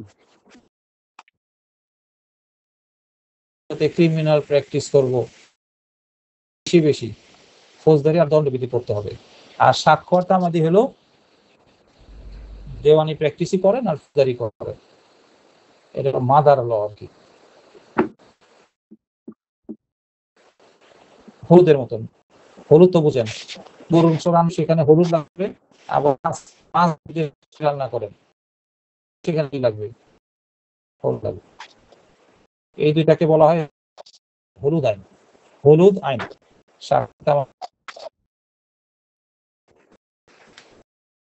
একটা হচ্ছে এইভাবে, আরেকটি আচরণকে নিয়ন্ত্রণ করার জন্য এই কথাটা বলতে, যে আইনজীবী পেশাগত আচরণ নিয়ন্ত্রণ করার জন্য যে আইন, সেটির নাম হচ্ছে কাউন্সিল আদেশ ও বিধি মালা 1972। বলতে একটু কঠিন কথা আগে, সেটা হলো বিধির আচরণকে নিয়ন্ত্রণ করার জন্য।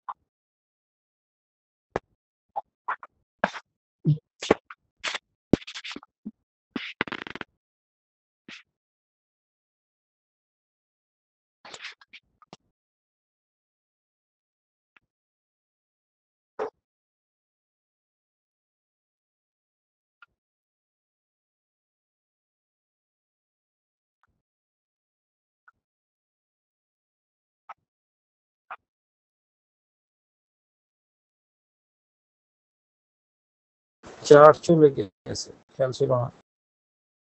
লাস্ট লাইনটা বলে দিই, মুনিয়া লেখে সবাইকে পাঠাবে। এবং আইনজীবীদের পেশাগত আচরণ নিয়ন্ত্রণ করার জন্য, এবং আইনজীবীদের পেশাগত আচরণকে নিয়ন্ত্রণ করার জন্য বার কাউন্সিল আদেশ ও বিধিমালা 1972। বার কাউন্সিল আদেশ ও বিধিমালা 1972। এই পর্যন্ত বললেও আপনার উত্তরটাই স্মার্ট এবং ব্যক্তিত্ব সম্পন্ন উত্তর হবে। কারণ মানুষের ব্যক্তিত্বের পরিচয় পাওয়া যায় তার কথাবার্তার মাধ্যমে। আগেকার দিনে যখন বাসে চড়তেন তখন ওইখানে লেখা ছিল স্বভাবে বংশের পরিচয়, আর এখন লেখা থাকে 1000 টাকার ভাঙতি নেই। কিয়ামত যত এগিয়ে আসবে তত আমরা টাকার মধ্যেই সবকিছু পেয়ে যাব। আগে মা বাবারা একটা সৎ ছেলের কাছে মেয়েকে দিতে চাইতো, আর এখন বিয়ের আগেই দেখে পুলিশ কিনা। কারণ বাতির রাজা, মাছের রাজা ইলিশ, আর জামাইয়ের রাজা হলো পুলিশ।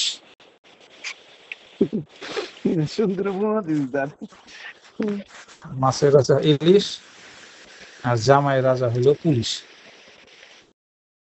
এই পুলিশ ঘুষ খাইলে যে তার জীবনটা ধ্বংস হয়ে যাবে তার মেয়ের, সেটা চিন্তা করে না।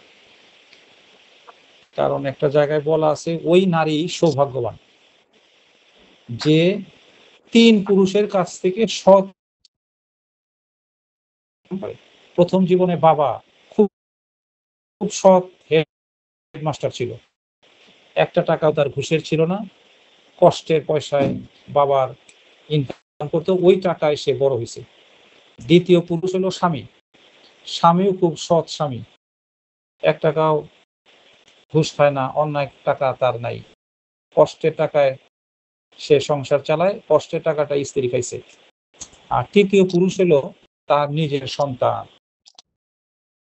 যারা পুলিশের বাবা মা তারা কি হালাল খায় না হারাম খায়? সব পুলিশ না, কিন্তু সব পুলিশই বলবো, কারণ 1000-এ একটাও ভালো নাই পুলিশ, বা ভালো থাকার সুযোগও নেই। যখন যে সরকার আসে তখন তাদের তাবেদার বানায় ফেলে। এটা সরকারেরও দোষ না, কারণ পুলিশ বাহিনী ব্রিটিশ সরকার কেন গড়ে তুলেছে ইতিহাস পড়লে তাই বোঝা যায়। গ্রামের মাতবররা যেমন লাঠিয়াল বাহিনী, চর দখল করার জন্য লাঠিয়াল বাহিনী গড়ে তোলে, এরকম ব্রিটিশ সরকার পুলিশ বাহিনীকে গড়ে তুলেছে তাদের লাঠিয়াল বাহিনী হিসেবে। যখন যে সরকার আসে বাধ্য হয়ে তাদেরকে চাপ প্রয়োগ করে, নাইলে বান্দরবান, খাগড়াছড়ি বদলি চাকরি চলে যেতে পারে, অথবা বরখাস্ত করে দিতে পারে। এই ভয়ে পুলিশ কিন্তু যখন যে সরকার আসে তার তাবেদার হয়ে যেতে বাধ্য হয়, পুলিশের দোষ না। তাহলে ছেলেও যদি সৎ হয়, বুঝতে পারছি, এই একমাত্র আমি সৌভাগ্যবান হিসাবে একটা মহিলারে পাইছি, সেটা হলো আমার নিজের নানি। তার বাবা ছিল চুয়াডাঙ্গার, ওইদিকে কেউ বাড়ি থাকলে বুঝতে পারবেন, বাহাদুর ব্যাপারী। বাংলাদেশ তখন হয় নাই, ব্রিটিশ সরকার, এই ব্রিটিশ সরকারের পয়সায় 2 জন বাংলাদেশিকে ব্রিটিশ সরকারের পয়সায় বিলেত নিয়ে গেছে ইংল্যান্ড পড়াশোনা করার জন্য। ব্রিটিশরা কিন্তু চাইতো বাংলাদেশের এই অঞ্চলের, ভারত উপমহাদেশের কেউ যাতে শিক্ষিত না হয়। এই ব্রিটিশ সরকারের পয়সায় 2 জন বিলেত থেকে পড়াশোনা করে আসছে। এক হলো প্রিন্সিপাল ইব্রাহিম খান, টাঙ্গাইল বাড়ি, আমার গ্রামের বাড়ির পাশে। 2 নম্বর হচ্ছে এই বাহাদুর ব্যাপারী চুয়াডাঙ্গার। তখন বার্মা, বাংলাদেশ, পাকিস্তান, শ্রীলঙ্কা, এরকম 4-5টা দেশ মিলে একটা শিক্ষা বোর্ড ছিল। বাংলাদেশ হওয়ার পরে একটা শিক্ষা বোর্ড ছিল, পরে 4টা হয়েছে, 4টা থেকে এখন অনেকগুলো বিভাগ হয়েছে, প্রত্যেক বিভাগে একটা আলাদা শিক্ষা। কিন্তু ওই সময় কয়েকটা দেশ মিলে একটা শিক্ষা বোর্ড ছিল।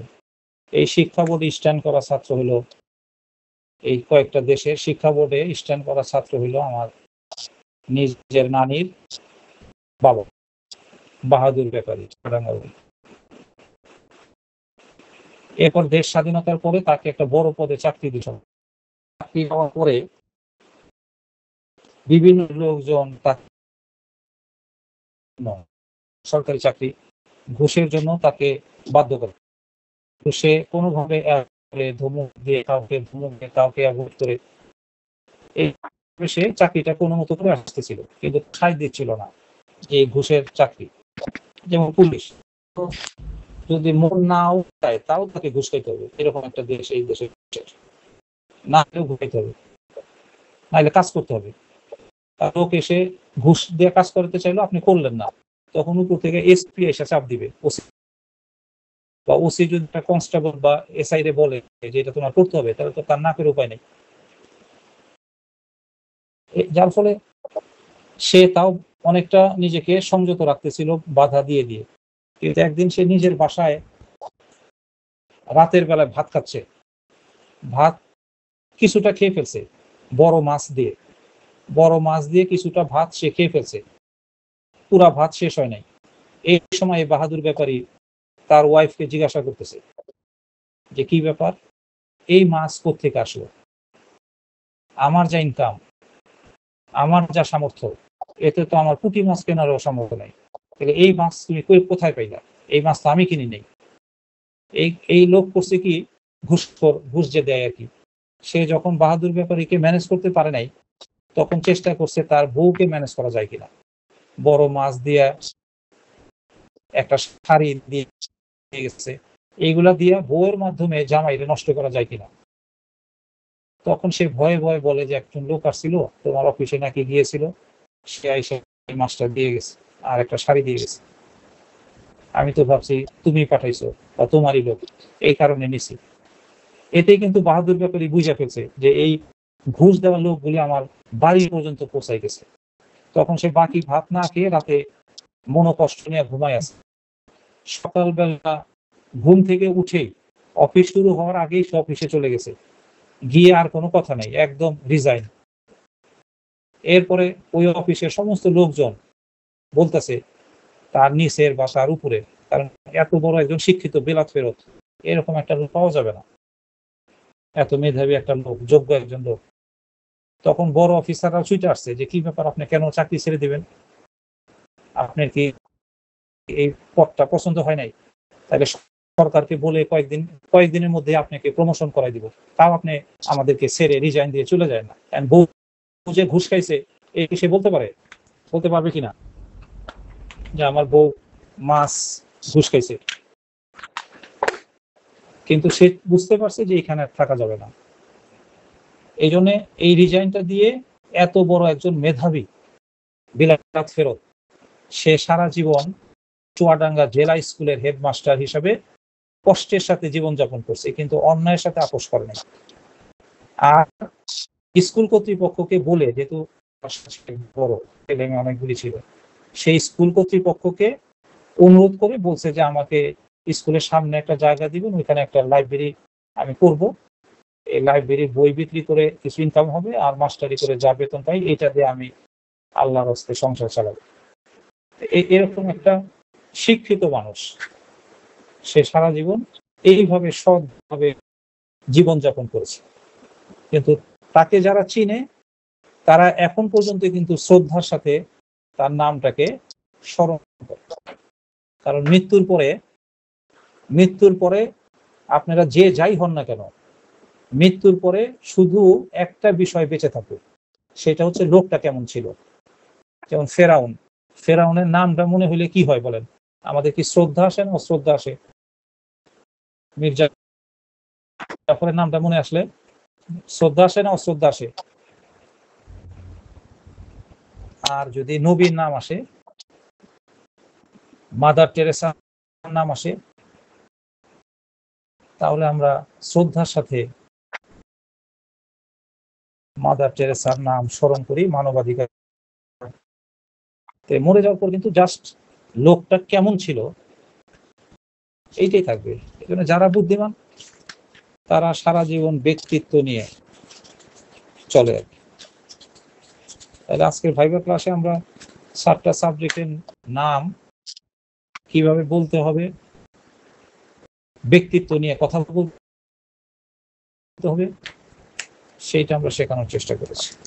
সবাই ভালো থাকেন, সুস্থ থাকেন। এখন আর গ্রুপে কেউ মেসেজ দিয়ে না, কথা বলেন না যে কবে ক্লাস হবে।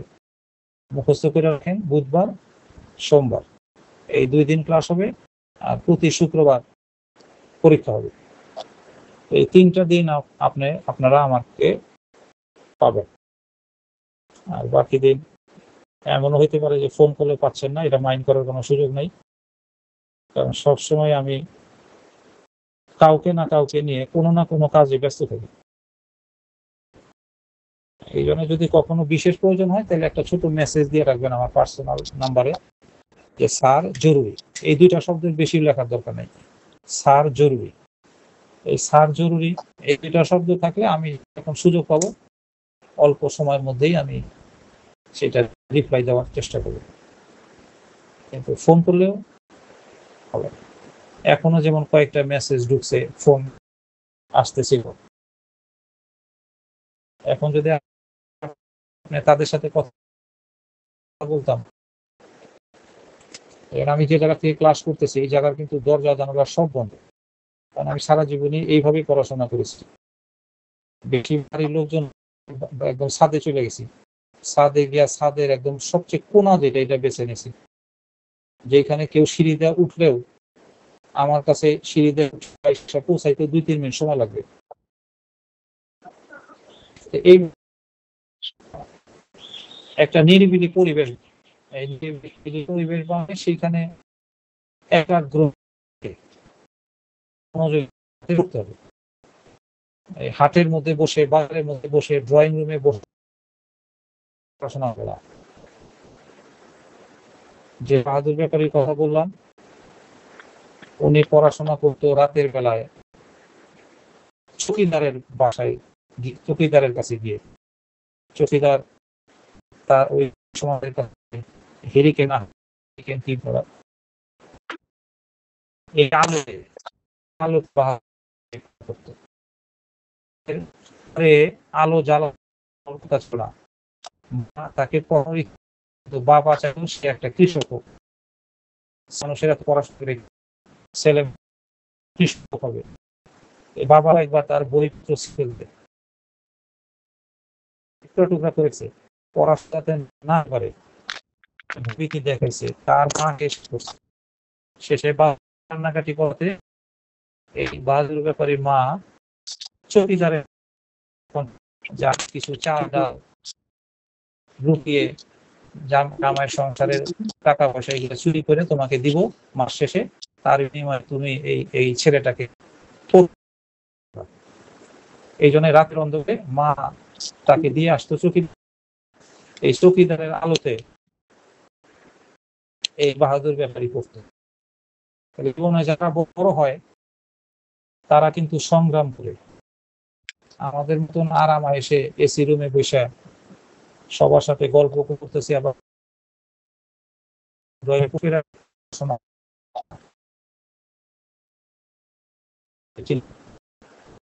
বাহাদুর ব্যাপারী এইরকম হওয়া যায় না।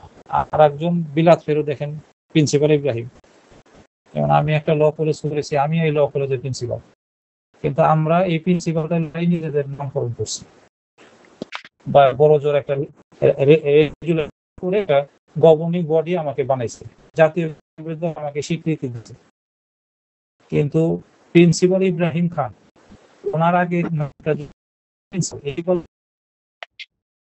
জ্ঞানের কারণে এবং শিক্ষার ক্ষেত্রে শাহাদাত বিশ্ববিদ্যালয়ের প্রতিষ্ঠা উনি, মিরপুর বাংলা কলেজের প্রতিষ্ঠাতা উনি। এইভাবে শিক্ষার ক্ষেত্রে সে সারা জীবন। এই কারণে সরকার যেমন বীর বিক্রম, বীর প্রতীক, এগুলো যেমন উপাধি, এইভাবে প্রিন্সিপাল ইব্রাহিম খান সাহেবকে প্রিন্সিপাল উপাধি দেওয়া হয়েছে। তার মানে প্রিন্সিপালটা আমাদের মতন তার কোনো পদ না, প্রিন্সিপালটা হলো সরকারি রাষ্ট্রীয়ভাবে দেওয়া একটা পদবি, প্রিন্সিপাল ইব্রাহিম খান। এই 2জন ব্যক্তি ব্রিটিশ সরকারের টাকায় বিলেত, ইংল্যান্ড, সেই জায়গায় তারা যাওয়ার সুযোগ হচ্ছে। কত মেধাবী হলে এই সরকার সরকারি পয়সায় তাদেরকে ডিগ্রি করাইছে, এটা নিজে বুঝতে পারতেছে।